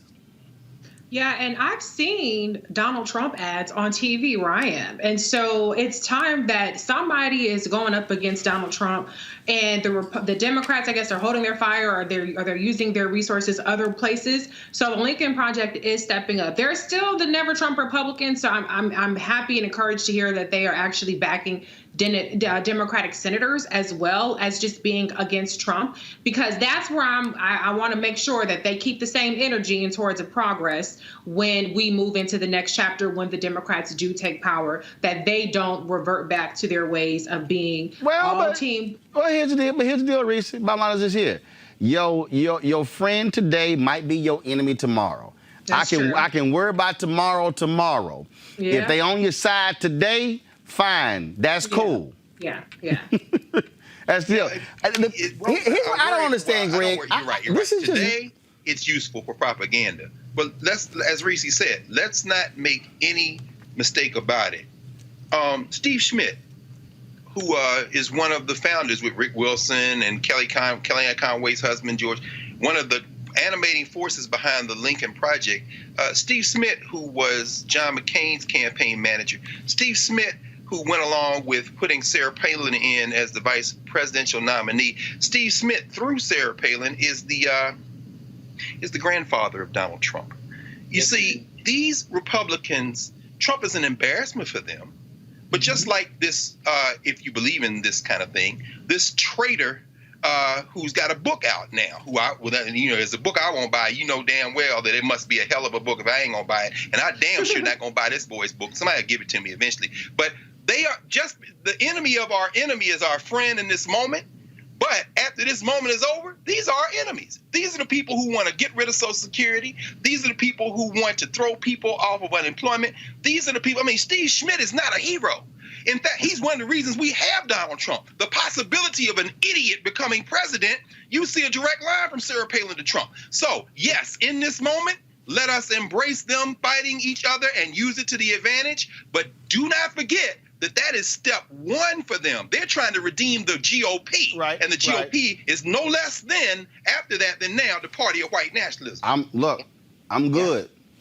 Like the late Dr. Conrad Worrell said, take his ass out. Yeah. That's the goal. Take his ass out. Folks, Democrats just need to pick up 4 seats in order to take control of the United States Senate. They're leading big in Colorado, Arizona, leading in Maine as well. Could they pick up one of the 2 Senate seats in Georgia? Reverend Raphael Warnock. He actually says, yeah, and I'm going to do it. He's running for the United States Senate. He joins us right now. Doc, glad to have you here. First and foremost, it's been a busy week. The Rayshard Brooks funeral took place at your church. We see what's happening in Kentucky with Charles Booker. He has pulled ahead of Amy McGrath. She's raised $41 million. My man only raised about $3 million. But it was the protests. It was what's happening right now on the streets that also begin to fuel his campaign. We're seeing the exact same thing happen in other places as well. Are you seeing the same type of energy behind your candidacy with what has taken place in the last 4 weeks since the death of the murder of George Floyd? Good to be here with you, Roland. There's no question that we are in an inflection moment in the United States of America. As we deal with these issues that many of us have been addressing for years around police brutality and mass incarceration, it is as if the country is waking up. And I'm encouraged by this massive coalition of conscience pouring out into our streets. It's multiracial, and folks are trying to push our country toward the American dream. Obviously, you have critical issues that are there, but the bottom line is this here. One that I keep saying, this happened this week. They confirmed the 200th federal judge of Donald Trump. Republicans want to control. There are only 800 plus federal judges in the country. That means that Donald Trump right now has confirmed 25% of all federal judges in America. If he gets 4 more years, or Republicans are in control of the Senate, they could very well, at the end of the next 4 years, confirm half of all federal judges in America. We should be very concerned about that. And it's one of the reasons I'm running for the United States Senate. We don't pay nearly enough attention to the judiciary, but these judges that Mitch McConnell is pushing through are incompetent. They are ideologues. A lot of them have never tried a case or spent much time in a courtroom, and they're very young. So as I think about my young children, as I think about the future of civil rights, human rights, reproductive rights for women, we've got to get control of the Senate. Getting rid of Mitch McConnell is every bit as important, perhaps, as getting rid of Donald Trump. So, in terms of there in Georgia, what are the top three issues that you are making clear to voters? How are you also connecting with non-black voters across that largely rural state?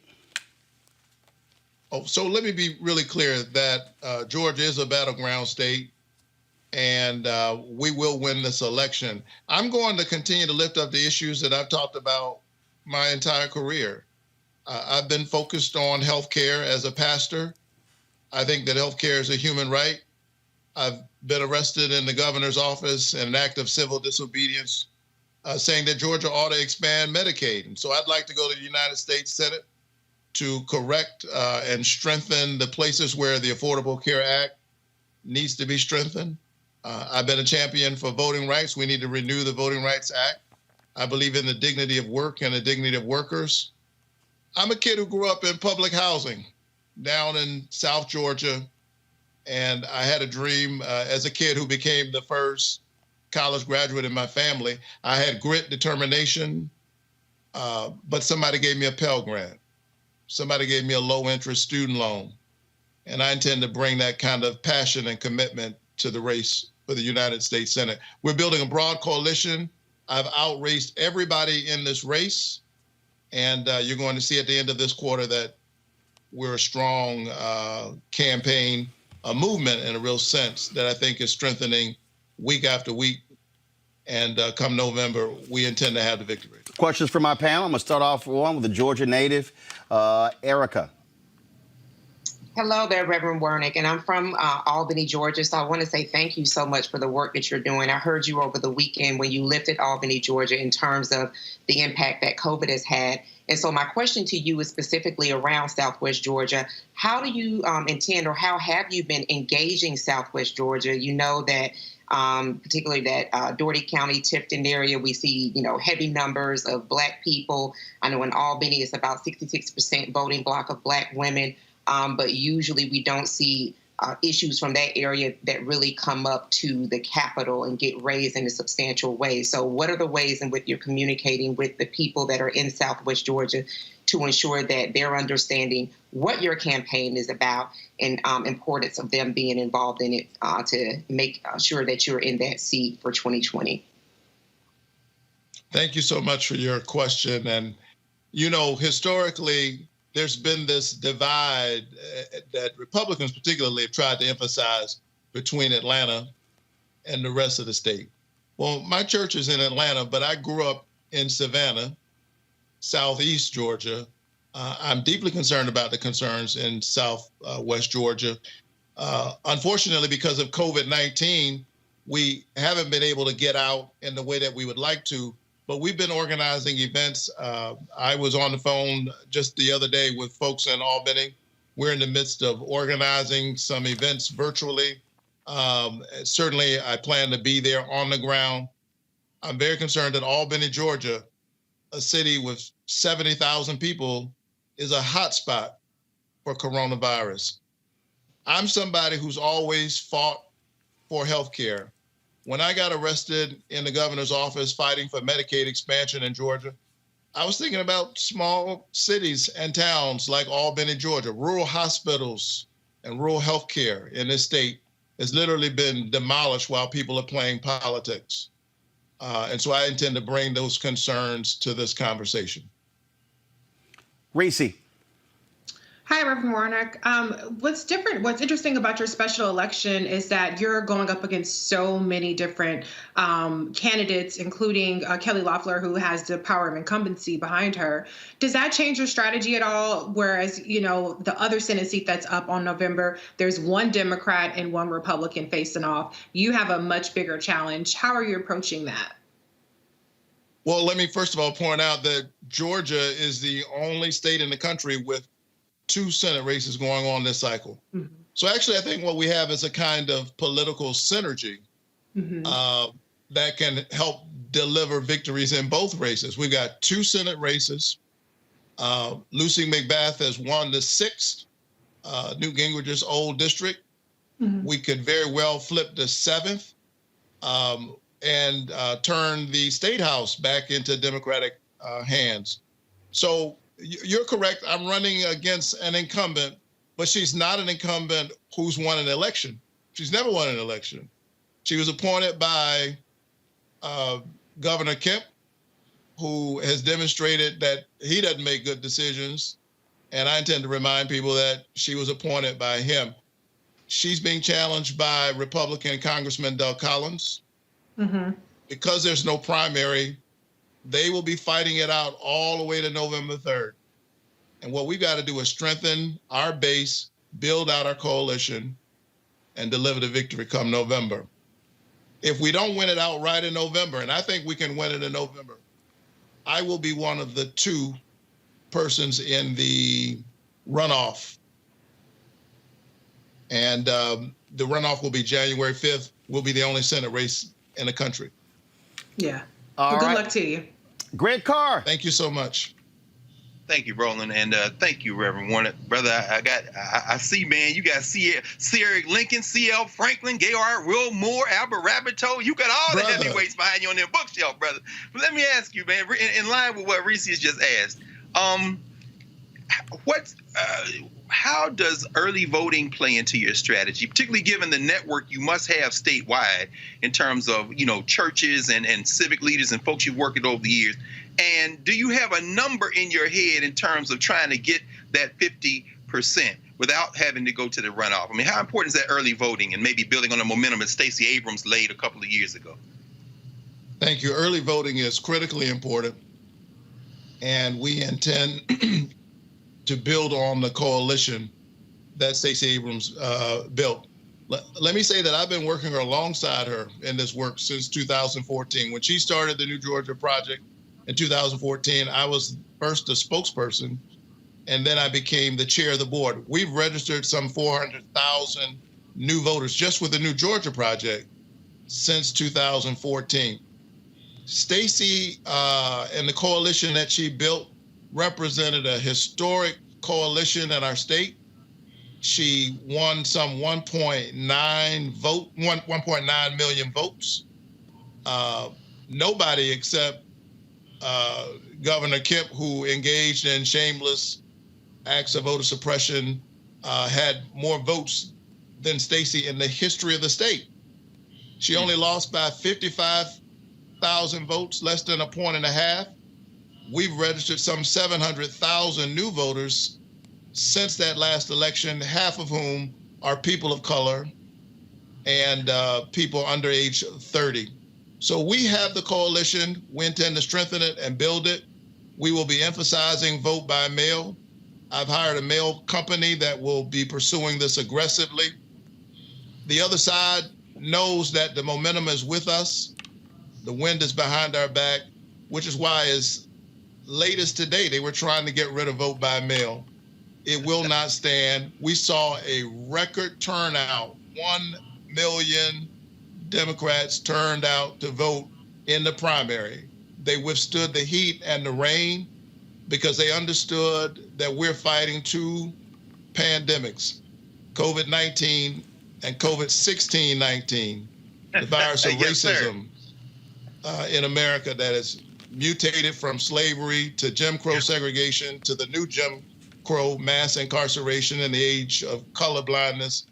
I continue to fight the good fight. All right, Pastor Raphael. I hope you all can hear me. I've been hearing myself twice, Roland. No, we're good. This whole interview. That's nothing. That's easy. That's easy. That's right. I preach every Sunday morning. Right. I've done that on television. You just block that out. You just keep going. That ain't no thing. That ain't no thing. So you just keep Roland, that don't even matter. You must have my sound crew. You must have my audio crew.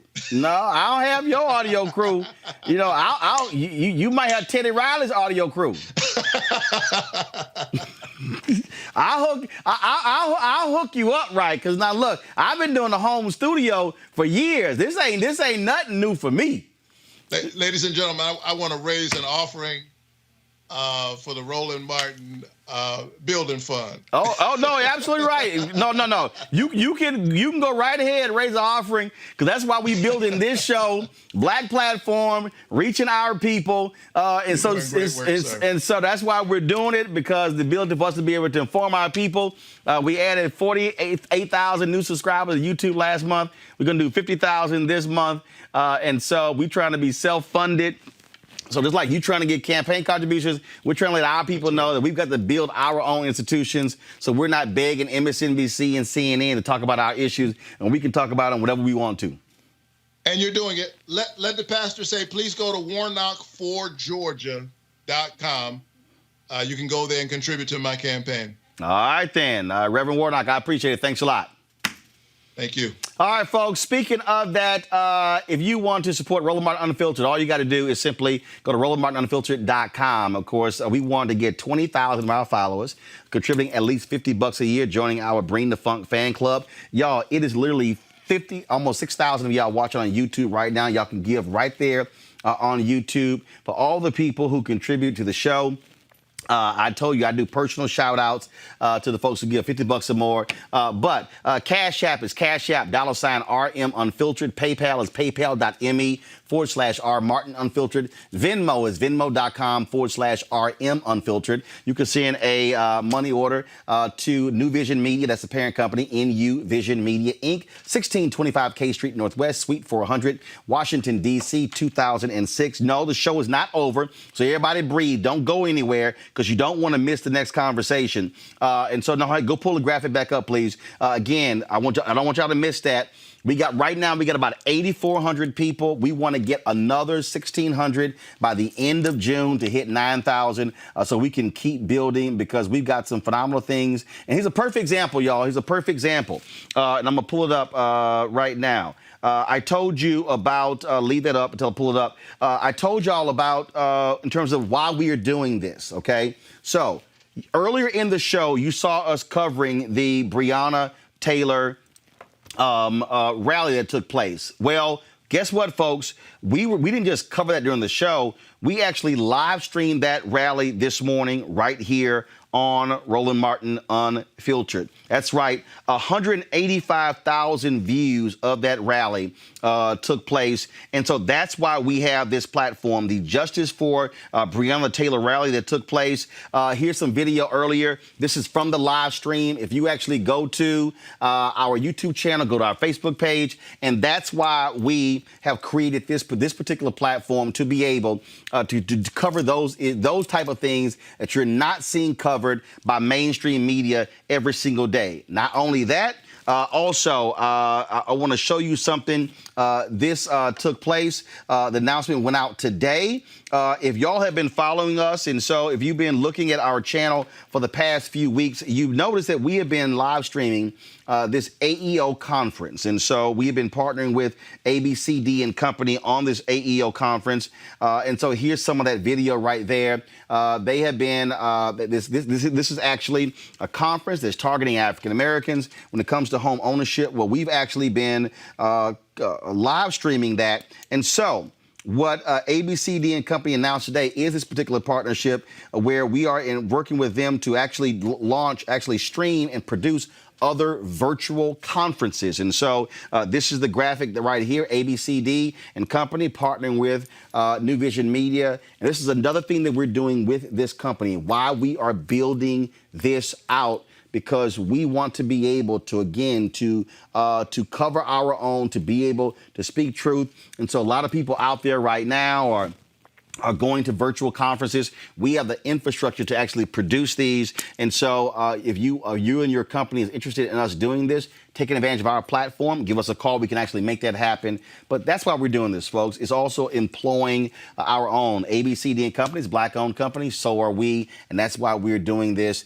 And so this is all about creating a platform that we control. And so whether it's conferences, whether it's these rallies that other people don't cover, we want to be sure to have a platform in doing so. And that's why we're doing that. So that's why it is important. And so not only that, you got folks like Greg and Reese and Erica. Again, we have expertise in the community. We have expertise who can speak to the issues that aren't necessarily being covered by other folks. And we want to be able to cover it in our own way. Greg, we've always had that. That's always been our history. And I think what this really is right now, Greg, this is a moment where I need Black people in 2020 to be thinking and have the same conviction that Black people did when the Chicago Defender launched, when Ida B. Wells Barnett was writing about lynching, when the North Star launched, what the Pittsburgh Courier did, what A.I. Scott and the Atlanta Daily World did, what John H. Johnson and Ebony and Jet did. Those were institutions that Black people funded with their subscriptions. And so when we ask folks to talk about join our Bring the Fun fan club, that's the same as a subscription. And so and I can tell y'all, the subscription to get the Wall Street Journal cost me almost $400 a year. I'm saying if we can get our folks just contribute $50 each, if 12,000 more of our followers, and right now there are 5,500 watching on YouTube right now. If we get 12,000 more people between now and the end of the year, it completely funds our show. Absolutely. I mean, we heard Reverend Warnock. I mean, Roland, you've said it. This man is in the pulpit at Ebenezer Baptist Church. Not only was that Dr. King's church, not only was that Dr. King's father's church, it sat at the center of Black institutions, including that newspaper you named, the Atlanta Daily World, which really galvanized during the Jim Crow era and segregation era Black political power. It was that institutional formation that put a Maynard Jackson in office. When you see the Black press prior to the end of segregation, the Black press was the backbone of the communication network in our community. When Dr. King wanted to get something out, he went to the radio station right there on Auburn Avenue and got it out. My point is this. As folks are watching what we're doing right now, understand that this pandemic has in some ways created a space that hasn't existed since the end of segregation. We are now on equal footing. You are watching this. You could click over and watch another commercial news entertainment venue. But people are now searching for the thing that troubles and resonates in their spirit. And the Black press has always been that thing. But now during the pandemic, all of the prestige, all the brick and mortar stuff, all the big money pouring in to keep things in front of your face, those things are melting away. And what is reemerging? That backbone of the Black communications network. If everybody do a little, nobody has to do a lot. Put a little bit on it. When you see Bob Johnson talking about reparations, you know why that is? Because right now, institutions are dissolving and resources are being channeled other places. BET never got it done. And guess what? That day is over. It's time to put 5 or 10 or 15 or 20 on Roland Martin Unfiltered and watch as more and more people build this momentum. And we will have the force that we had in the days that we killed Jim Crow. We'll have that same force for the 21st century. And you can be a part of it now. And if we are independently funded, we don't have to ask anybody's permission in terms of what we can cover and who we can put on, because we control it. Right now, Democrats are voting in the House on the George Floyd Act. Go to my iPad, please. You'll see the actual vote tally right there. Right now, this is a motion to this is one of the changes. So this is not the final vote. The final vote is actually next, and so we're actually monitoring that as it speaks. And so we're going to go to our next story. Again, folks, you can give right now on the show, Cash App. You can give via PayPal, Venmo. People on YouTube, I'm actually looking. I can see right now who's actually giving on the site. So again, it's 5,578 of y'all watching on YouTube right now, and a lot of y'all watching for free. These cameras and these monitors ain't free. All right, y'all. We talk about what's happening now around this country since the death of George Floyd, and so many people are calling out instances of racism. Well, my next guest, Wendell Haskins, is one of those folks. He worked for the PGA of America, and let me tell you something, y'all. He dropped an open letter, a column laying out all the kind of crap that he had to deal with and what he wants them to do to change. He joins us right now. Wendell, how you doing, my brother? Great. How you doing, Roland? Man, Thanks for having me on. You laid this thing out in your letter. You talked about how you were marginalized, ignored, how you actually did things when you, of course, were leading diversity efforts there from 2014 to 2017. You're now Chief Marketing Officer for the Professional Collegiate League. But man, just give people a sense of what the crap that you had to deal with and when you were trying to help diversify the game of golf, a game that you and I both love. And we both love it, bro. We played together. We spent a lot of time on the golf course. And as you know, golf changed the trajectory of my life pretty much. When I got into the game, I really set out to bring other people into the game, share my love for the game, as you know we both have, and introduce folks to the game. And I started my own original Tee Golf Classic golf tournament in the year 2000, which you've been to and have attended several years in a row. And I was picked to come work for the PGA of America. And I went there to bring all of my relationships and my experiences to professional golf, to the PGA of America, to help the PGA members and to help the organization become a more diverse organization. So you saw some of the things that I laid out in the letter that just kind of started from the very time I started at PGA of America. But one of the things that I wanted to do when I got there was to get Charlie Sifford the Presidential Medal of Freedom, which I was successful in. But you can also see in the letter some of the things that I'd experienced. Yeah, no, and the letter you laid out, here you are, and we were actually there. We attended the reception that was put on honor there. But you one of the things that you laid out, you had reached out to one of your contacts where you actually got vouchers to be able to fly in some of the folks to attend, and your direct report said no. Then you said how folks were in town and wouldn't even attend that reception to honor Charlie Sifford. That's true. That's true. Unfortunately, those were some of the things that I had to deal with, and I really didn't understand why they wouldn't be supported when I'd gotten, so much great support from the Black community, and people were genuinely excited for Charlie Sifford to receive the Presidential Medal of Freedom. Yeah, but they also even tried to get you to stop doing your own golf tournament. Yes, I was advised to stop doing my original Tee event in 2014. And that was the year I was actually honoring Renee Powell, who happened to be a PGA member nonetheless. So it was really disappointing to experience some of those things, but I had to endure them. And I kept, just taking it day by day. And, obviously very early on, I felt that there was a problem. That's why I documented so many things, because that became necessary. You reached out to an African-American guy who put up money for this minority collegiate golf tournament, and they pretty much ignored the guy, and he pulled his funding, realizing that wasn't getting the kind of support and that wasn't even your job to go out and raise money. But tell our audience how you worked the relationship to get Steph Curry as a golf ambassador. And then how they completely cut you out of it as if you never even existed when you were the one who set it all up.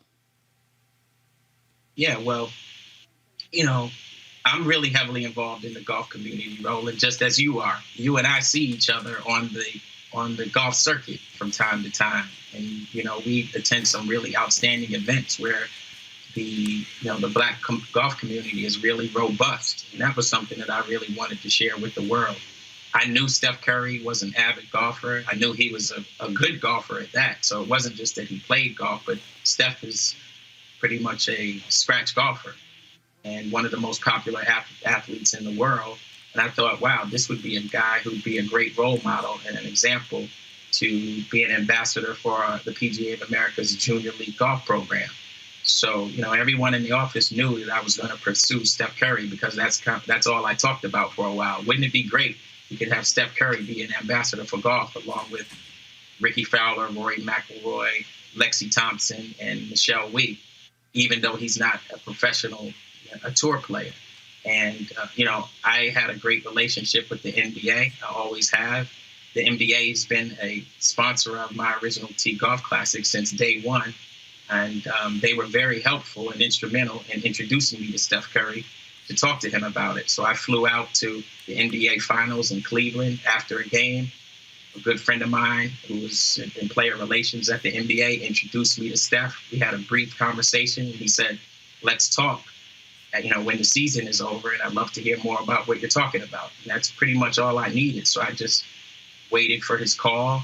Several months later, his team gave me a call. It wasn't Steph himself, but he gave me a call. His team gave me a call and said, come on out to Oakland, and let's just discuss what you're talking about. Now, I had to talk to his team and give him a little background of what it was about and so forth, which was great. I had no problem doing that.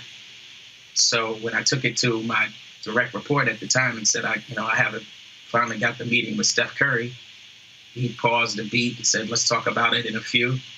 I said, when is the meeting? And it was within 10 days. And I was just doing anything that I could to get on Steph's schedule.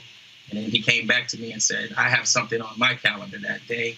Why don't you try to reschedule it? So I said, I wouldn't advise that we try to schedule a meeting with Steph Curry.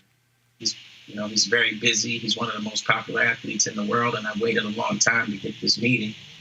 And, he said, I have something on my schedule, so try to reschedule it.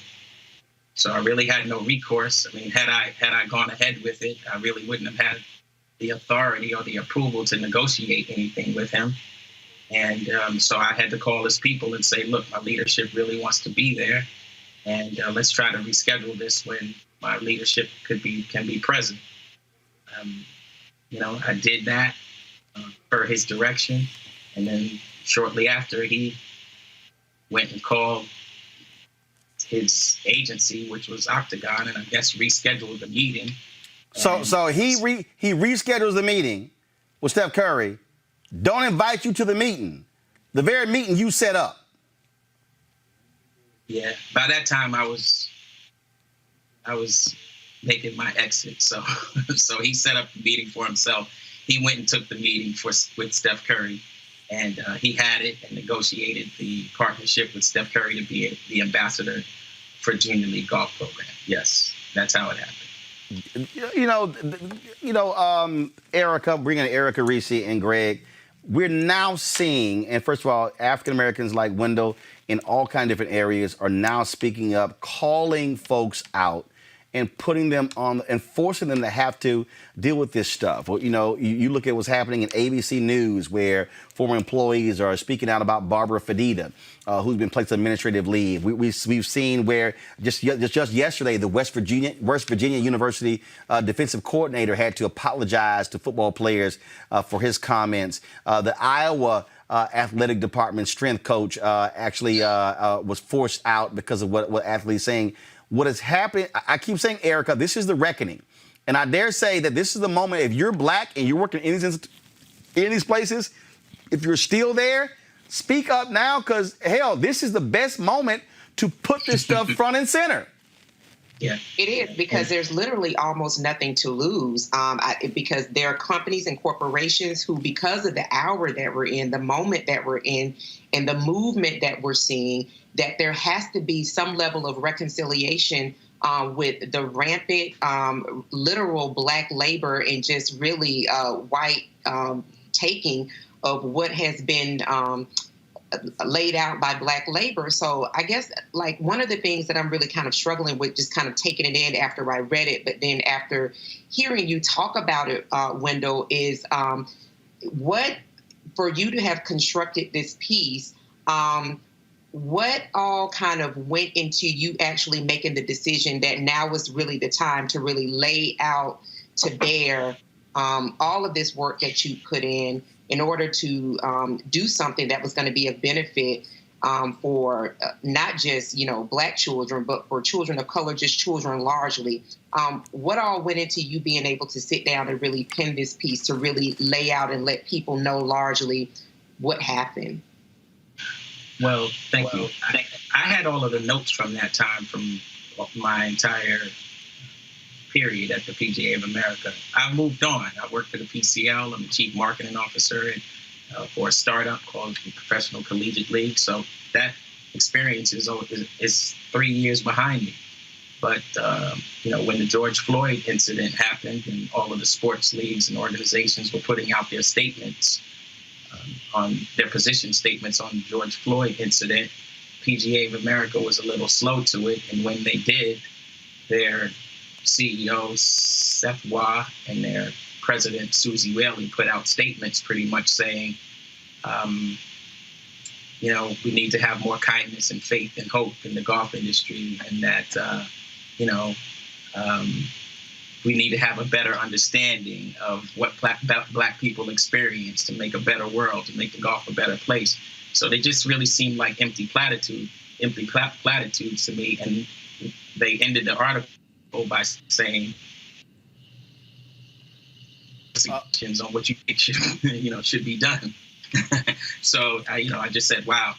But the kicker of that as well was that in the article that I read with that position statement, the picture that they used for that announcement was a picture with the CEO and the president with Steph Curry. So when I saw that, I said, wow, there's a lot behind that picture that people don't know. Right.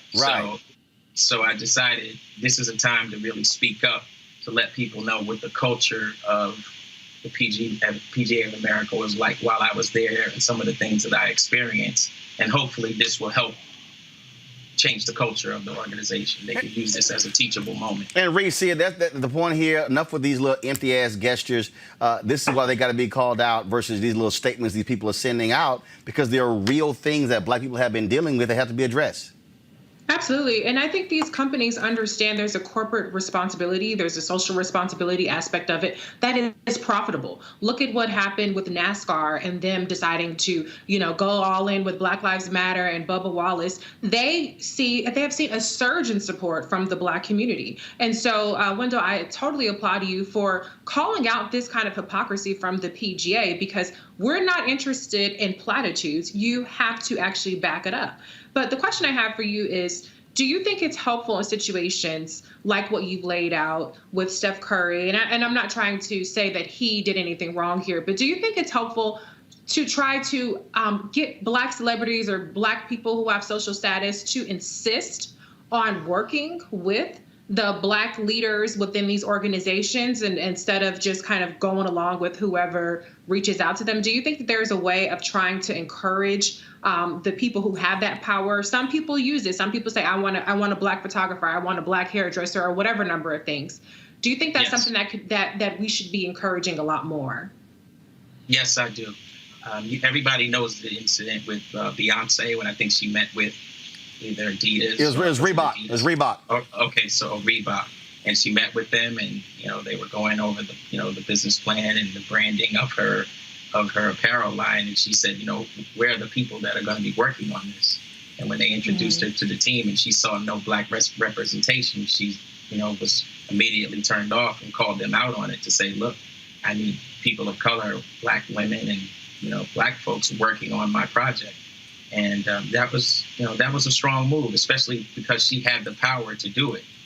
So it is very important. In Steph's case, I don't think it was presented to Steph in a way that that my presence was necessarily missing. I think it was presented to him in not so clear of a way that I just wasn't on the project anymore. So, but it would have been great for him to be able to say something and advocate for someone that he knew initiated this. So whenever there's the opportunity to advocate for, Black people or people of color to be on projects that have the cultural competency and the knowledge of culture to be able to add value to your projects, by all means, you should speak up. Last question, Greg Carr for Wendell Haskins. Thank you, Roland. Brother Haskins, I can't thank you enough, brother. Reading that 8-page letter really, really, really connected a lot of things for me. And, of course, we know, what was it, 2003 or 4? Was it Hootie, whatever his name was It's like we'll play the Masters with no sponsor. Darius, so I mean, golf Hootie more Johnson. So than tennis, yeah, Hootie Johnson. The last bastion, more so than NASCAR. Golf is the last bastion, brother. I mean, they don't want no black people in golf. I mean, so when in reading that letter, when you bring up a guy like Calvin Sinnett, I know Calvin Sinnett, his wife, Eleanor DuVernay Sinnett, was at Howard for years, more than Spingarn. Calvin Sinnett and Eleanor Sinnett knew Malcolm X. They spent time in West Africa. He's the historian, brother. So that's not a slight. That's a deliberate thing. So I think about this, and this is the question I really want to ask. You know, when Hootie Johnson said, we're going to play the Masters, we don't care about money. We got money. And we know Augusta National sits on John C. Calhoun Road in Augusta, Georgia. These are white supremacists.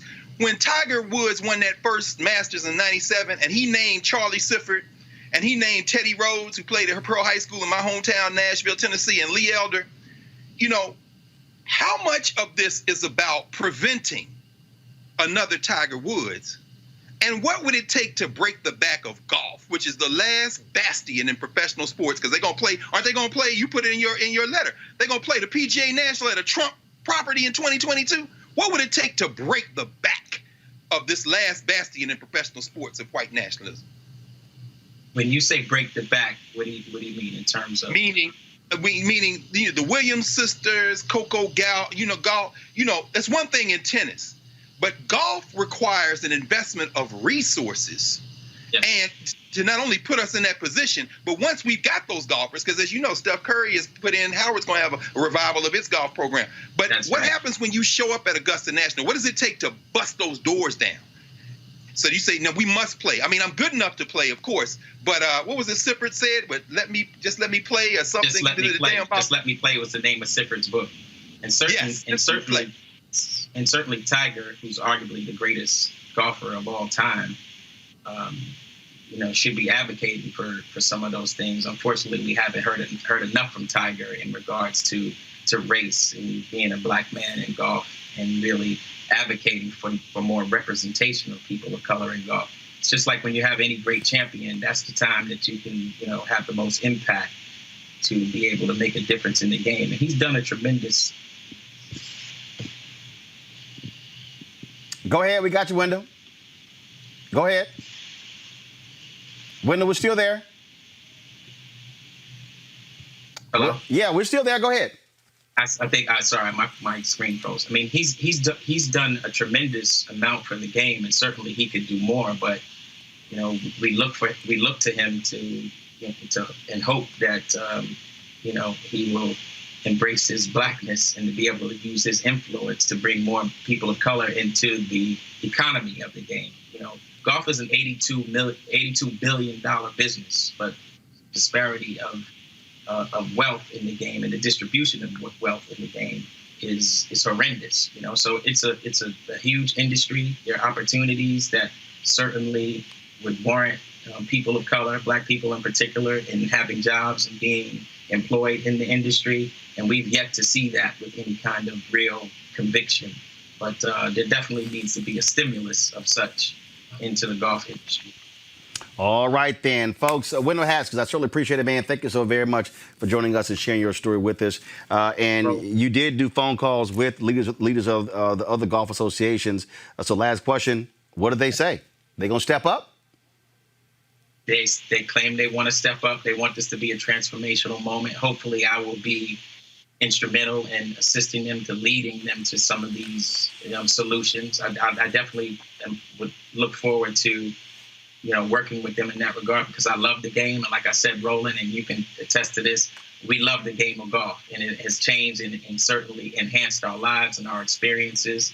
And those are definitely things that we want other black folks to be able to enjoy and participate in. All right, Wendell Haskins, I so appreciate it, bro. Thanks a lot.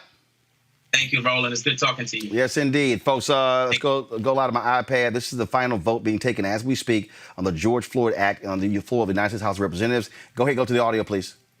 Yes.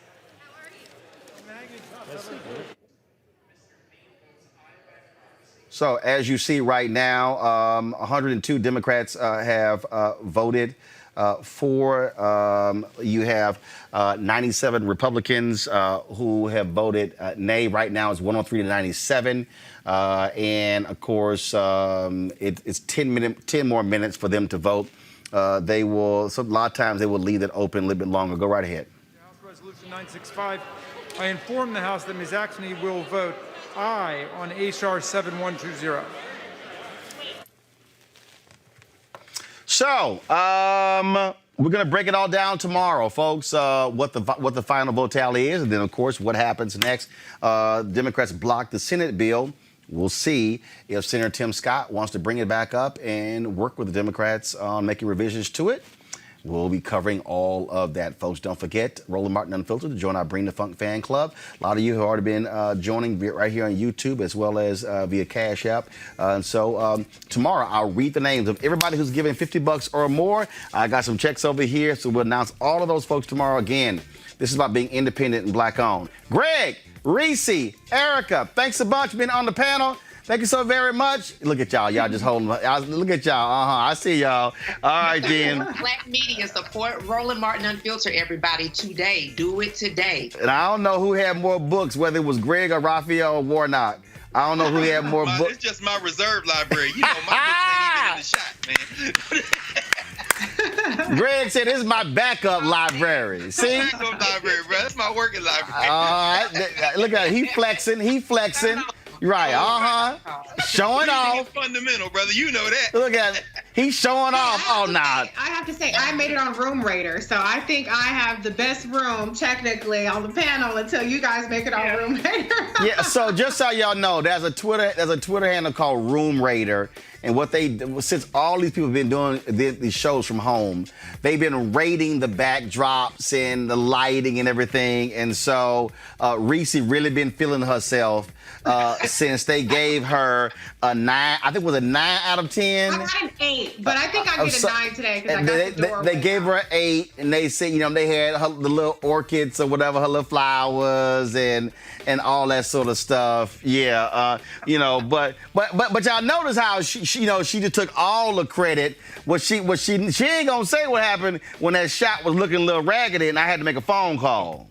Oh yeah, you told me to get step my game up, so I appreciate you. Roland. Yeah, I was like, look at here. Last 3 weeks that shot been looking a little rough. Let's have a conversation. So all right, folks, I appreciate it. I'll see you tomorrow. We got to go.